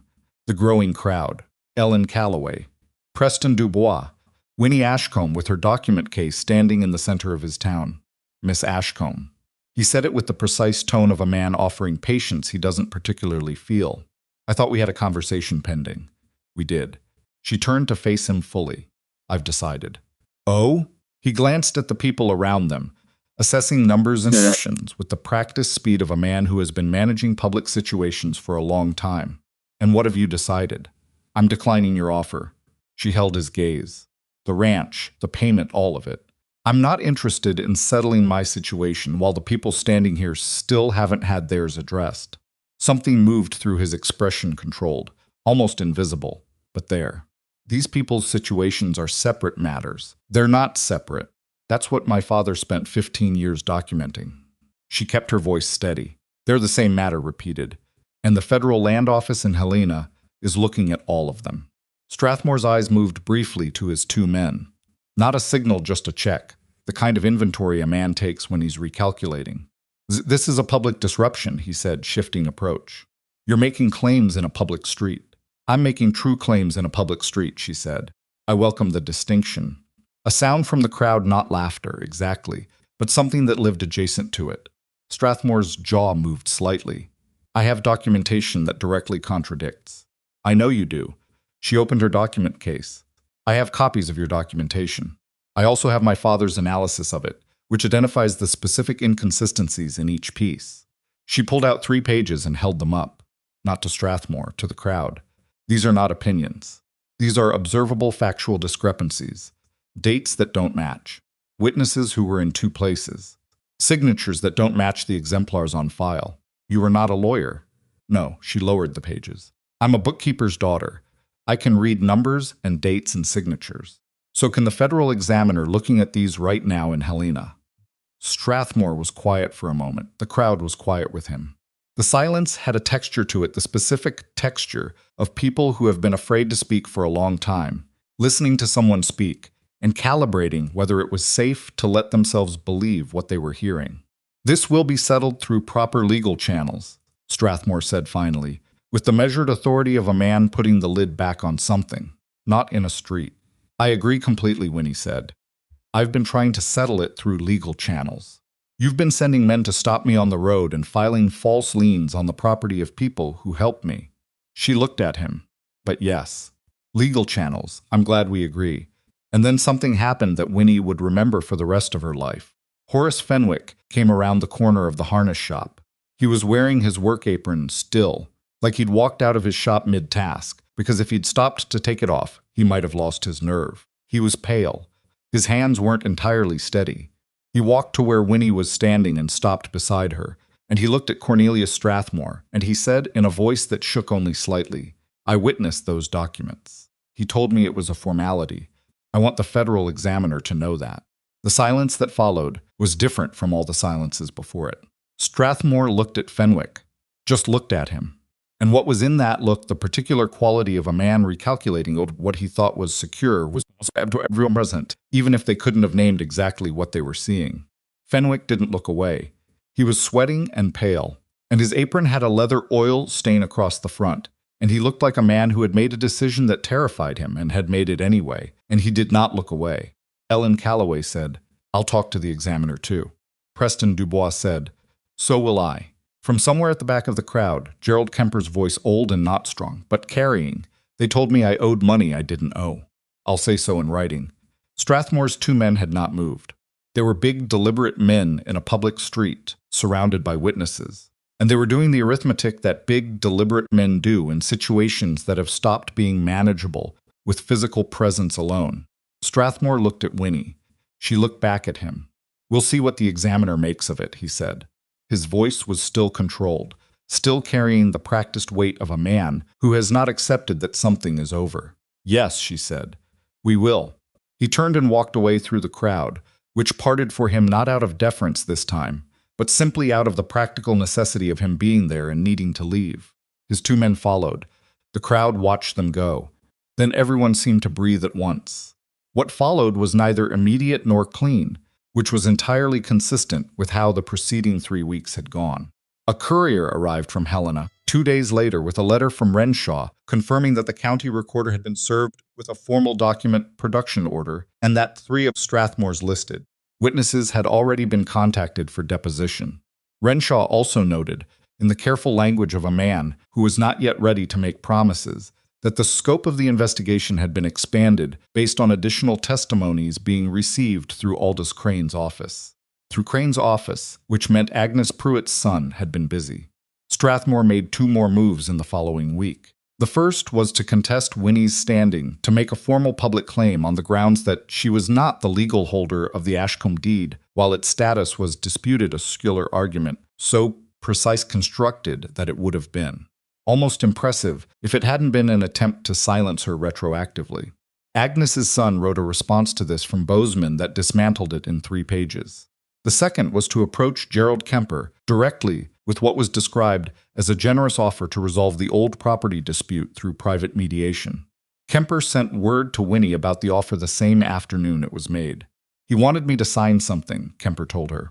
He was sitting at Thad's kitchen table. Winnie had moved back to the ranch house once it became clear that the line shack was no longer necessary for concealment, since concealment itself was no longer the strategy.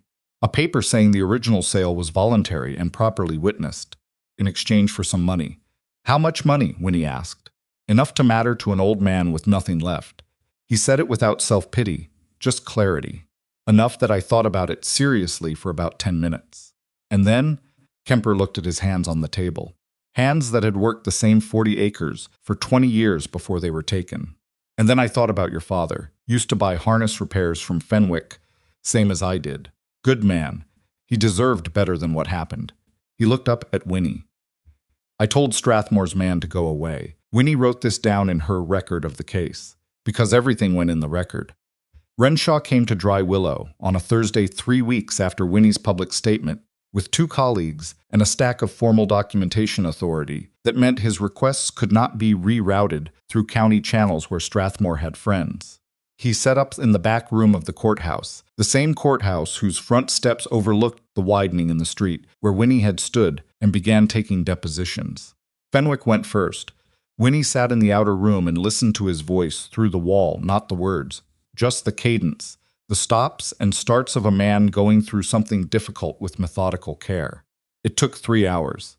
When Fenwick came out, he looked smaller than usual, but also somehow less compressed, like a thing that has been under sustained pressure and has finally been allowed to release it.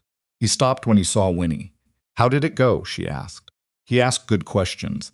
Fenwick sat down in the chair beside her without being invited. He wanted to know specifically how Strathmore approached me the first time.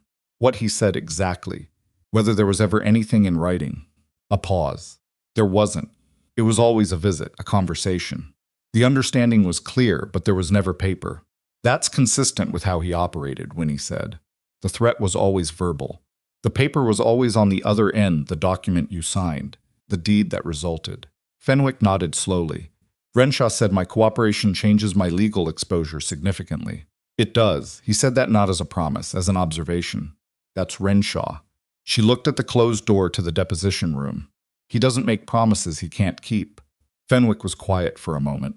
Outside, through the courthouse's single small window, she could hear the normal sounds of Dry Willow going about its business, a wagon on the street, two women talking on the steps of the dry goods store, a horse objecting to something. Your father talked to me once, Fenwick said. Maybe 8 years ago. He came into my shop, and we talked about the Harmon transfer. He'd seen something in the documentation that concerned him. He asked me, not directly but in the way he had, whether I knew anything about how the witness on that transfer had been present in 2 counties on the same day. Winnie looked at him. What did you tell him? I told him I didn't know what he was talking about. Fenwick picked at a loose thread on his apron, which he was still wearing, as if in his haste to get this over with he'd forgotten to take it off. He looked at me for a moment. Then he said, I remember this clearly, he said. I understand. Thank you for your time, Horace, just like that. And he left. Winnie was very still. He knew, she said quietly. He knew. Fenwick's voice was low, and he didn't push me. I've thought about that many times. He could have pushed me. He had enough to make things difficult for me even then. He smoothed the apron across his knee. He chose not to. He was building the case, Winnie said. He needed documents, more than he needed a frightened witness who might warn Strathmore. I know. That's the practical reason. Fenwick looked at her. But I think there was another reason, too. I think he understood that forcing people into things before they're ready doesn't actually work. It just makes them go further underground. Winnie thought about this, about her father at 60, sick and careful, sitting across a harness shop counter from a frightened man and deciding that patience was more powerful than pressure. He was right, she said. He was a wiser man than I gave him credit for at the time. Fenwick stood up. I should get back to my shop. I've been away all morning. Thank you, Horace. He paused at the door. Don't thank me. I should have done this 11 years ago. He said it plainly, without drama. But I'm doing it now. He left. The depositions took 4 days in total. Renshaw was methodical in the way Crane had described patient, specific, returning to the same detail from 3 different angles until he was satisfied that what he had was solid rather than merely plausible. Ellen Calloway gave her testimony on the 2nd day. Preston Dubois on the 3rd. Gerald Kemper, who needed 2 short sessions instead of 1 long one because he was 73 and the material was painful, completed his on the 4th morning. Agnes Pruitt's testimony was not about lost property, hers was intact, but about the pattern of pressure and the water access dispute and the things she had observed over 40 years of neighboring Strathmore's expanding territory. Renshaw listened to Agnes for 2 hours and took more notes than he'd taken for anyone else. On the evening of the 4th day, Thad came back to the ranch house from an afternoon, spent repairing the north fence line, a task he'd deferred for 2 weeks, and had finally gotten to and found Winnie sitting at the kitchen table with a letter in her hand. He looked at her face. Good news or complicated news, he asked. Complicated news that is also good news. She set the letter on the table. Renshaw has enough for a formal finding. He's going to recommend that all 14 transactions in my father's records be reviewed for invalidation. He's also identified 6 additional transactions not in my father's records that show the same patterns. Thad sat down. 6 more. 20 total. She looked at the letter. 20 families or former families? That's more than I thought. Me too. She was quiet for a moment.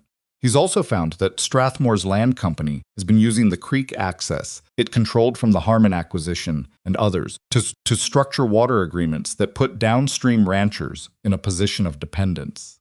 Not just stolen land. Stolen water leverage. Thad was very still. The North Creek. Yes. She met his eyes. Your access hasn't been formally challenged because you're a small operation and your water usage doesn't make you worth the attention yet. But if Strathmore had continued, he'd have gotten to me eventually. Yes. Thad sat with this for a moment. He looked at his hands on the table, which had the particular quality of hands that spend most of their life in outdoor work, calloused, scarred in small ways, practical. He looked at them the way a man looks at something he's been taking for granted. What happens now? He asked. Renshaw files his formal finding with the Territorial Land Commission in Helena.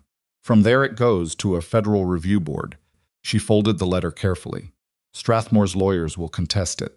That's guaranteed. It won't be fast. How long? Renshaw said months.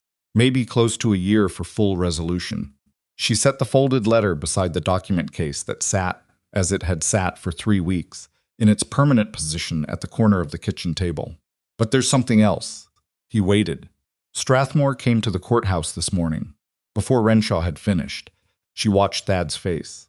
He asked to meet with Renshaw privately, and Shaw agreed with a court recorder present. What did he want? He offered to restore 7 of the 20 properties in exchange for a settlement that would terminate the federal investigation. She paused. 7, his choice of which 7. Thad was quiet.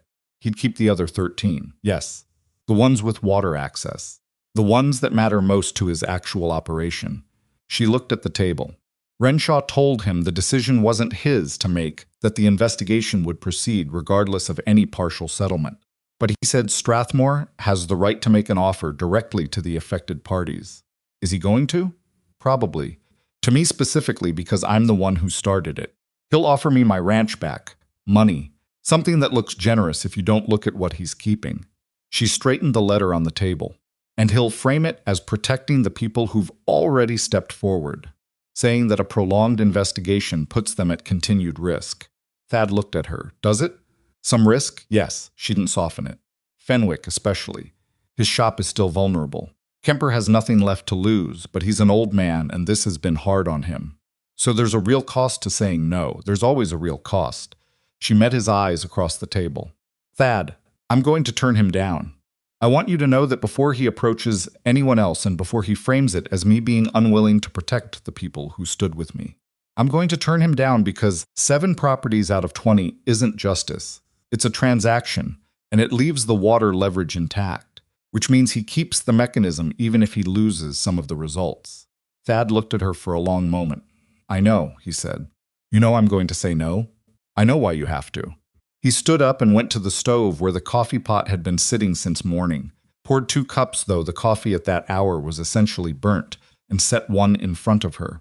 And I know it's going to be complicated between now and when this is actually finished. She wrapped her hands around the cup. It might get worse before it gets better. He might find an angle we haven't covered. He might. Thad sat back down. You've covered more than I thought was possible. Starting from a wagon bed with a bruise on your face and your father's papers. She looked at him. We covered it. He said nothing to that, but something in his face shifted in the way it occasionally did, not dramatically. Not the way faces shift in stories, but the small, almost imperceptible movement of a man who has heard something true and is deciding what to do with it. Drink your coffee, he said. It's terrible, but it's hot. She drank it. Outside. The Montana evening was settling over the land in its usual enormous way, indifferent to the particular drama playing out in the kitchen of a small ranch house, or the document case sitting on the table, or the 20 families whose lives were suspended in the space between what a corrupt man had done and what an investigation was slowly, methodically unraveling. The north fence line sat where it had always sat. The creek ran where it had always run. The land was exactly what it had always been. It was only who it belonged to that was about to change. Strathmore's offer came in writing, which surprised Winnie. She'd expected another emissary on horseback, another carefully verbal conversation that left no paper trail. Instead, a letter arrived at the ranch house on a Monday morning, delivered by a clerk from Strathmore's land office, a young man who handed it over with the expression of someone who had been told to wait for a reply and was already regretting that instruction. Winnie read it at the kitchen table, while Thad stood by the window and waited. It was well written. She gave Strathmore's lawyer that much.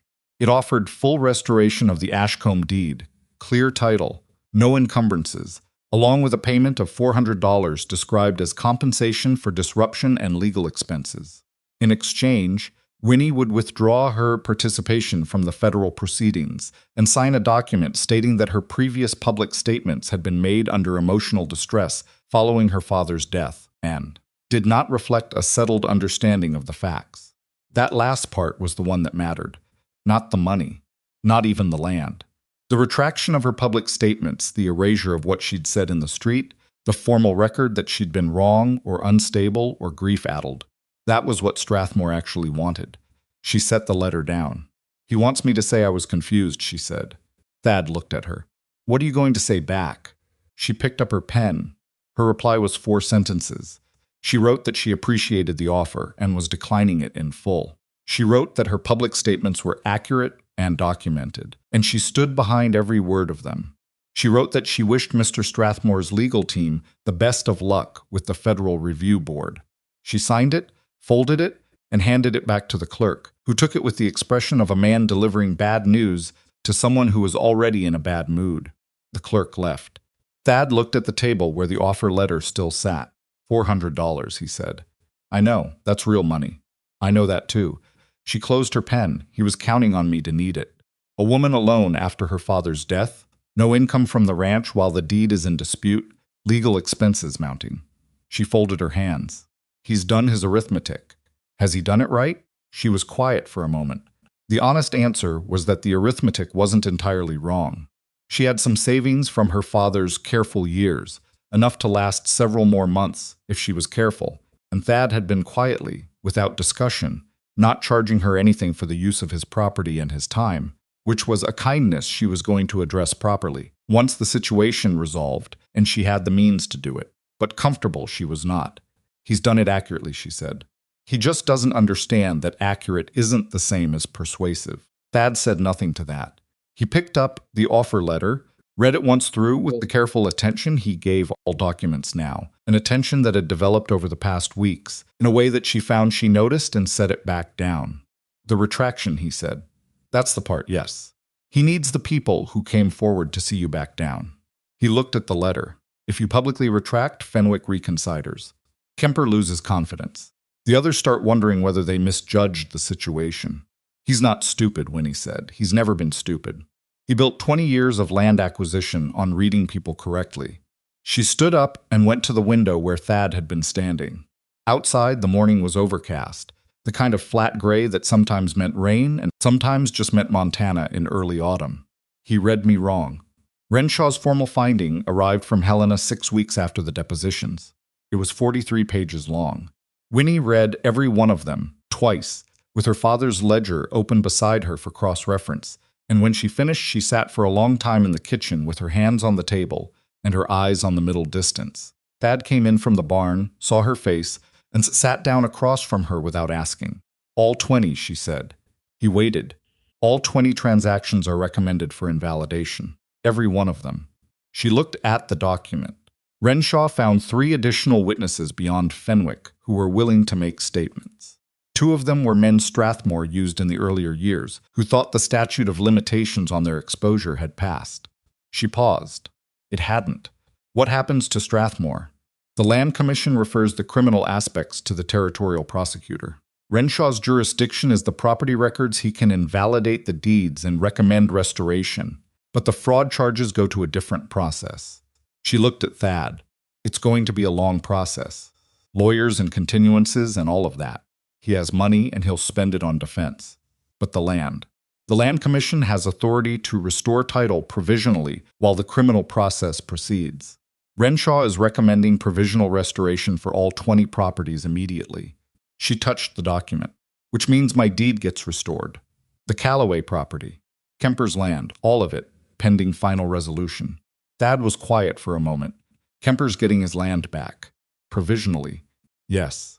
Something moved through Thad's face, not quite what she'd call emotion, because he kept his emotions in the same contained internal space where he kept most things, but the particular quality of a man for whom something that has been wrong for a long time is being made less wrong, and who is feeling the specific weight of that. He's 73, Thad said quietly. He's been above that feed store for a year. I know. She closed the document. I need to go tell him. She told Gerald Kemper in person, sitting across from him in his room above the feed store, which was a small room with a good window that looked out over the street, and which he had made as comfortable as a man can make a small room when he's doing it alone at 73, and the place he actually wants to be is somewhere else.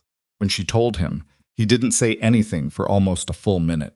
He looked at his hands, which were the hands of a man who had worked land for 20 years and had spent a year above a feed store missing the particular physical purpose that land work gives a person. Provisional, he said finally. What does that mean? Practical like. It means you can go back. You can be on the property. The full legal restoration takes longer, but you have the right of presence while the process completes. She watched him carefully. Are you well enough? To go back? I'm well enough to walk down those stairs and get on a horse, he said, with the specific sharpness of a man who has been underestimated by the question. Then, a beat later, I'm going to need help with the house. It's been empty a year. I know people who will help with that. He looked at her. His eyes were old but not diminished. Your father would be proud of you. She had been holding herself together through the entire session with the professional composure she'd developed over weeks of necessary practicality, and that sentence nearly undid it. Not nearly, it did undo it, for exactly 3 seconds, which she spent looking at the window. Then she looked back at him. I hope so, she said. I'm not always sure I did it the way he would have. You did it the way you could, Kemper said. That's all any of us do. Strathmore's lawyers filed 3 separate motions contesting the Land Commission's provisional restoration order. Each one was answered. The first was denied within 2 weeks. The second took a month. The third dragged into the winter and was denied in January by a federal judge in Helena who, in his written decision, used the phrase systematic fraud 4 times and the phrase pattern of deliberate deception twice, which Agnes Pruitt's son said was stronger language than federal judges typically used, and indicated a level of judicial impatience that was, professionally speaking, a good sign. During those months, Strathmore did not come to Dry Willow. He conducted his defense through lawyers and written correspondence and the particular strategy of delay that expensive legal representation makes possible. There were weeks where nothing happened that was visible, and those weeks were the hardest, not because the situation was deteriorating, but because waiting without action was its own kind of sustained difficulty, and Winnie had never been naturally suited to passivity. She managed it by working. She went back to her ranch as soon as the provisional order came through and spent 3 weeks assessing what needed to be done after the property had sat essentially unoccupied and underfunded for nearly 2 months. The answer was quite a lot. The east fence had a section down. The water channel from the creek needed clearing. The barn roof had a leak that had gone unaddressed, and left damage she spent a week repairing with lumber she bought on credit from the Dry Willow hardware store, whose owner had been at the town square and extended her a generous line. Thad came over 4 times in that first month to help with things that genuinely required 2 people. He didn't come over to check on her or to supervise. He came when she sent word that she had a specific task that needed a second pair of hands, and he showed up and they worked and he went home. And this was, Winnie understood, the exact shape of how Thad Blackmoor expressed care through the practical, the concrete, the thing that needed doing. She found she didn't mind it at all. The criminal proceedings against Strathmore began formally in February. The territorial prosecutor was a methodical man named Elias Crowder, who had Renshaw's full documentary record, Fenwick's testimony, and 6 additional witness statements, and who began the prosecution with the unhurried confidence of someone holding a very complete hand. Strathmore's lead lawyer made an early attempt to have the charges reduced, on the grounds that the property transfers, whatever their documentation irregularities, had been conducted without explicit threat or coercion, that the mechanism was fraud but not criminal fraud. Crowder introduced Horace Fenwick's full testimony on the first day. The judge read it in its entirety. Then he had the section about Strathmore's first visit to Fenwick's shop, the careful conversation, the understanding created, the debt that would be called in if cooperation was withdrawn. And he looked at Strathmore's lawyer and said that the absence of explicit written threats did not constitute the absence of coercion, and asked counsel to move on to a more productive argument. Winnie was not present for most of the proceedings. They were in Helena, and she had a ranch to run. And Crowder had been clear that her role was as a document witness rather than a courtroom presence unless specifically required. But Aldous Crane sent her letters about the hearings, detailed letters in the careful hand of a surveyor who noticed specifics, and she read them at her kitchen table in the evenings and built a picture of the process from his words. Fenwick testified for 2 days. He was, by Crane's account, steady, not eloquent, not dramatic, but steady. He answered questions directly. He did not overstate. He corrected himself twice when he realized his recollection of a specific date was imprecise, which Crane noted had the practical effect of making everything else he said more credible. When Strathmore's lawyer cross-examined him and suggested that he had acted willingly and was now reframing his participation as coercion to reduce his own exposure, Fenwick looked at the lawyer for a moment and then said, "In the quiet way of a man who has made peace with something, I acted out of fear. I knew it was wrong. I did it anyway. That's not a reframe, that's just what happened. He paused. I'm telling you now because it's true, not because it helps me. My exposure was addressed before I agreed to testify. The cross-examination did not recover from that. Cornelius Strathmore was convicted in March on 11 counts of property fraud and 2 counts of fraudulent debt instrument creation. He was acquitted on 3 counts, where the documentation chain had a gap that the defense exploited successfully, which was not perfect but was, as Agnes's son explained in a letter to his mother who relayed it to Winnie, about as complete an outcome as this kind of case typically produced. He was sentenced to 7 years in the territorial prison in Deer Lodge. His land holdings were ordered liquidated under the terms of a civil judgment that directed the proceeds first to restitution for the affected property owners, calculating losses by a formula that Renshaw's office had developed over the winter, and which Winnie had contributed to substantially at Renshaw's request, because her father's records gave her a precision of historical valuation that the federal office didn't otherwise have access to. The restitution amounts were not what the land would be worth today. They couldn't account for the years of use lost, the decisions not made, the futures that had taken different shapes because a piece of ground had been taken. No number could do that. But they were real numbers, grounded in real records, and they were paid. Ellen Calloway received enough to rebuild on her land with something left over. Preston Dubois used his to clear the debt he'd accumulated while fighting the boundary dispute. Gerald Kemper, who was back on his property by then and had accepted Thad's help and Winnie's help and Agnes Pruitt's help in getting the house livable again, received his payment and put most of it in a Bozeman bank and said he didn't know what he'd do with it, but it felt important to have it there. Horace Fenwick's shop was never touched. Whatever Strathmore had intended toward it in the event of non-cooperation had evaporated with his ability to execute it. Fenwick kept his shop.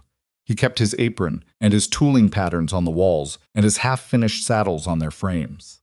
Winnie bought a bridle from him in the spring, a good one, well made, and paid him the full asking price without negotiation. And he thanked her quietly, and they didn't discuss anything else.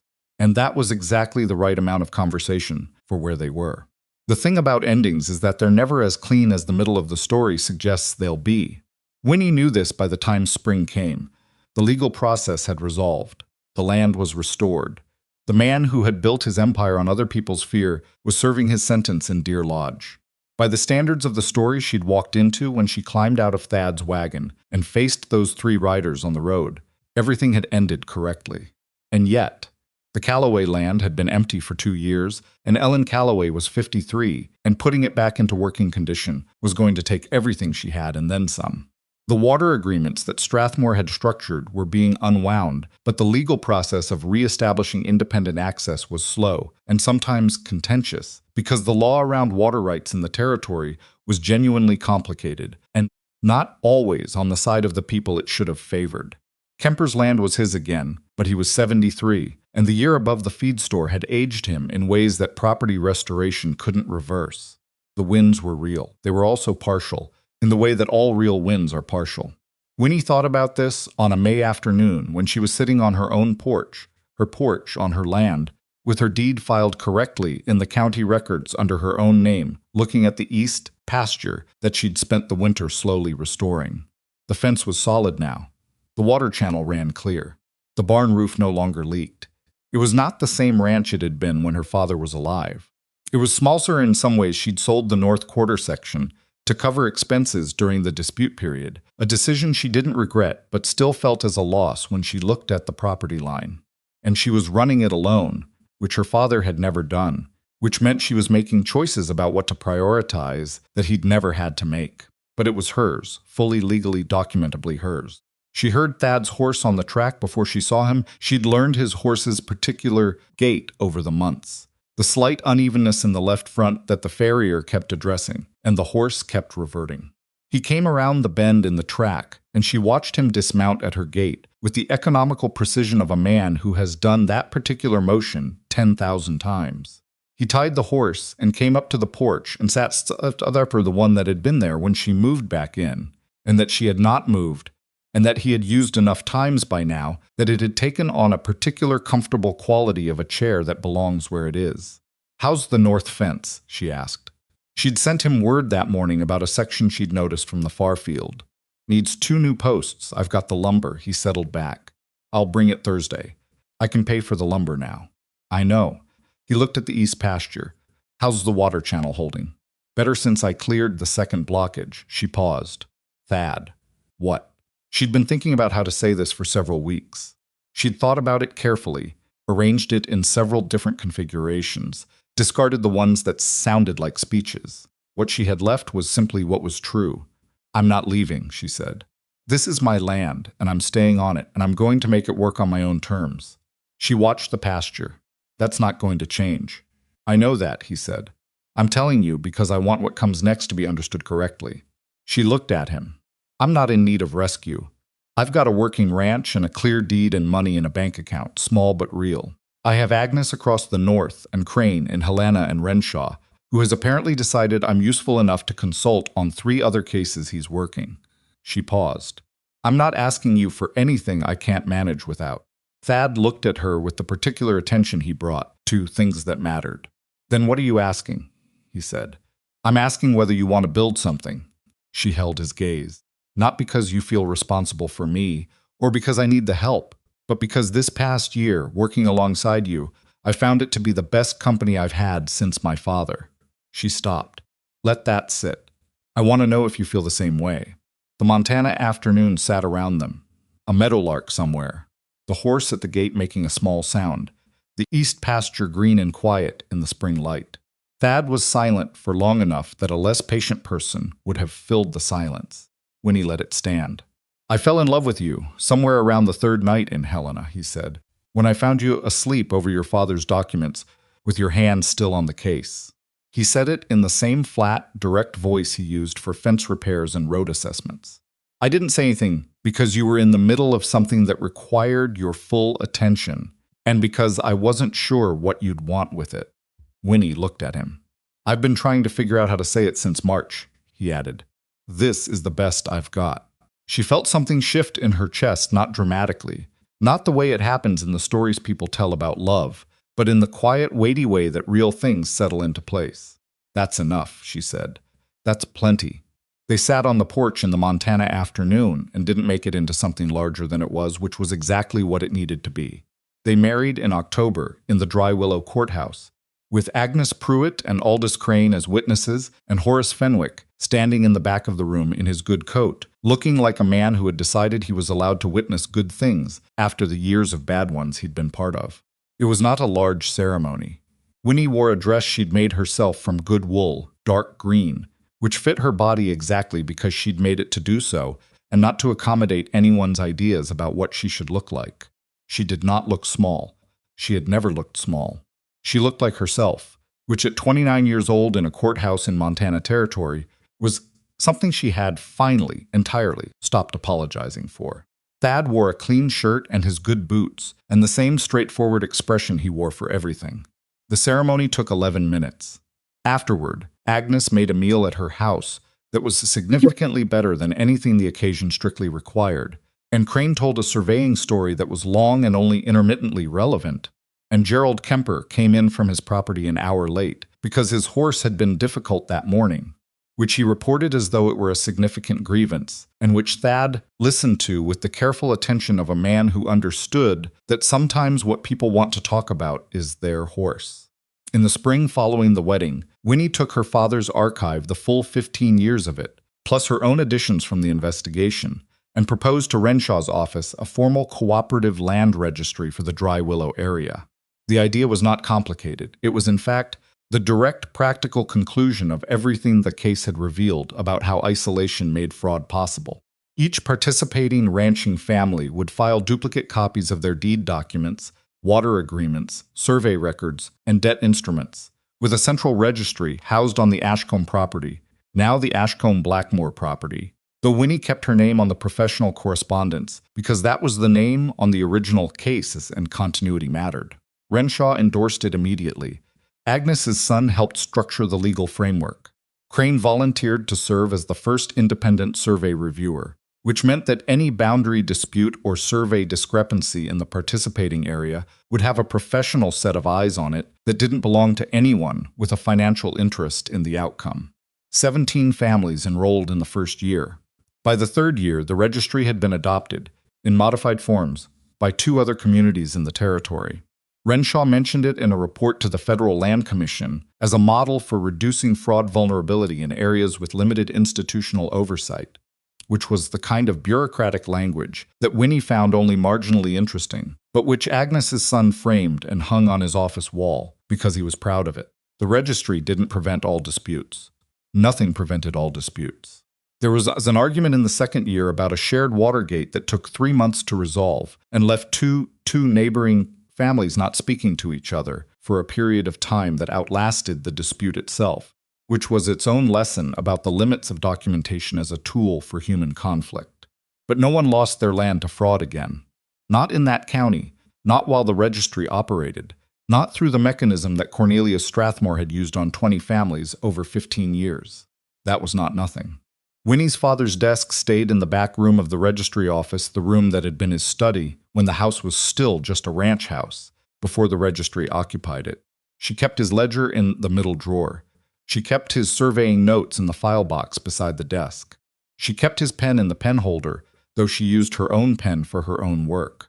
Sometimes she sat at his desk in the evenings, after the day's correspondence was done, and she thought about what he would have made of it, the registry, the case, the 17 families, and the duplicate deeds and the water agreements filed in triplicate. She thought he would have been satisfied. Not triumphant, Edwin Ashcombe had not been a triumphant man, and the people who are most satisfied by justice tend to be the ones who understand how complicated and incomplete it always is. But satisfied. The work he'd started was continuing. The mechanism he'd documented had been dismantled, or at least made significantly harder to reassemble. She thought about what he'd said in his last clerk weeks, when the illness had taken his energy but not his mind. The documents prove the mechanism, but you need the people to prove the harm.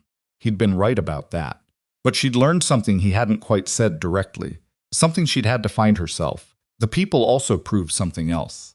That isolation is the weapon, and the antidote to isolation is showing up. Standing in the street when you're afraid. Walking into a line shack when you're 64 years old and you've been watching something wrong for 15 years, and finally someone is doing something about it. Standing behind a counter in a work apron because taking it off would have given you time to reconsider. The world is full of people who see something wrong and calculate whether the cost of speaking is too high. Sometimes the calculation is accurate. Sometimes what looks like too high a cost is just fear doing arithmetic that doesn't account for what it costs to stay silent. Winnie had run that arithmetic in both directions enough times to know that neither calculation was simple. She didn't judge the people who'd stayed quiet. She'd been quiet herself, in different ways for different parts of her life, accepting the space that was given to her instead of insisting on the space she was owed. What she'd learned, climbing out of a supply wagon with a bruise on her face and her father's records in a leather case, was that the space you occupy is not determined by what other people decide to give you.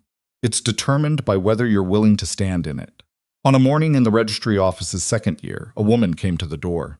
She was perhaps 30, travel-worn, with a document in her hand, and the particular expression of someone who has been told to try this place, but isn't sure it will be any different from the other places she's tried. She looked at Winnie, at the large, composed woman behind the registry desk, with the leather document case on one corner and the ledger open to the current page, with the careful assessment of someone checking whether this was a place that would take her seriously. Winnie looked back at her. "Come in," she said. "Tell me what you have." The woman came in. She sat down across the desk. She spread her documents on the table and she started talking, and Winnie listened, the way her father had taught her to listen, for the numbers, for the dates, for the places where the story and the paper didn't match. Outside, Thad was in the east pasture doing something to the fence that he'd mentioned at breakfast and that she'd listened to with half her attention while reviewing correspondence. The morning was clear and cold, the particular cold of a Montana autumn that means business, and the meadowlarks had mostly gone south, and the land lay quiet and enormous in every direction. Inside, a woman who had come looking for help was finding it. That was enough. That was more than enough. That was, when you stripped everything else away, exactly what her father had spent 15 years building toward, and what she had driven 4 days through the Montana Territory to make possible, and what Thad Blackmoor had turned his wagon east for, on a morning when the simplest thing would have been to keep driving straight. Not the heroism of it, Not the legal victory or the courthouse conviction or the 17 enrolled families. Just this. A door that opened, a desk that had room. A woman with documents and the particular courage it takes to walk into a strange place and say, "Something was taken from me, and I need someone to look at it." Winnie looked at her across the table and listened, and the morning light came through the window of her father's study, and outside on the land that was entirely, documentably, permanently hers, the autumn held everything still.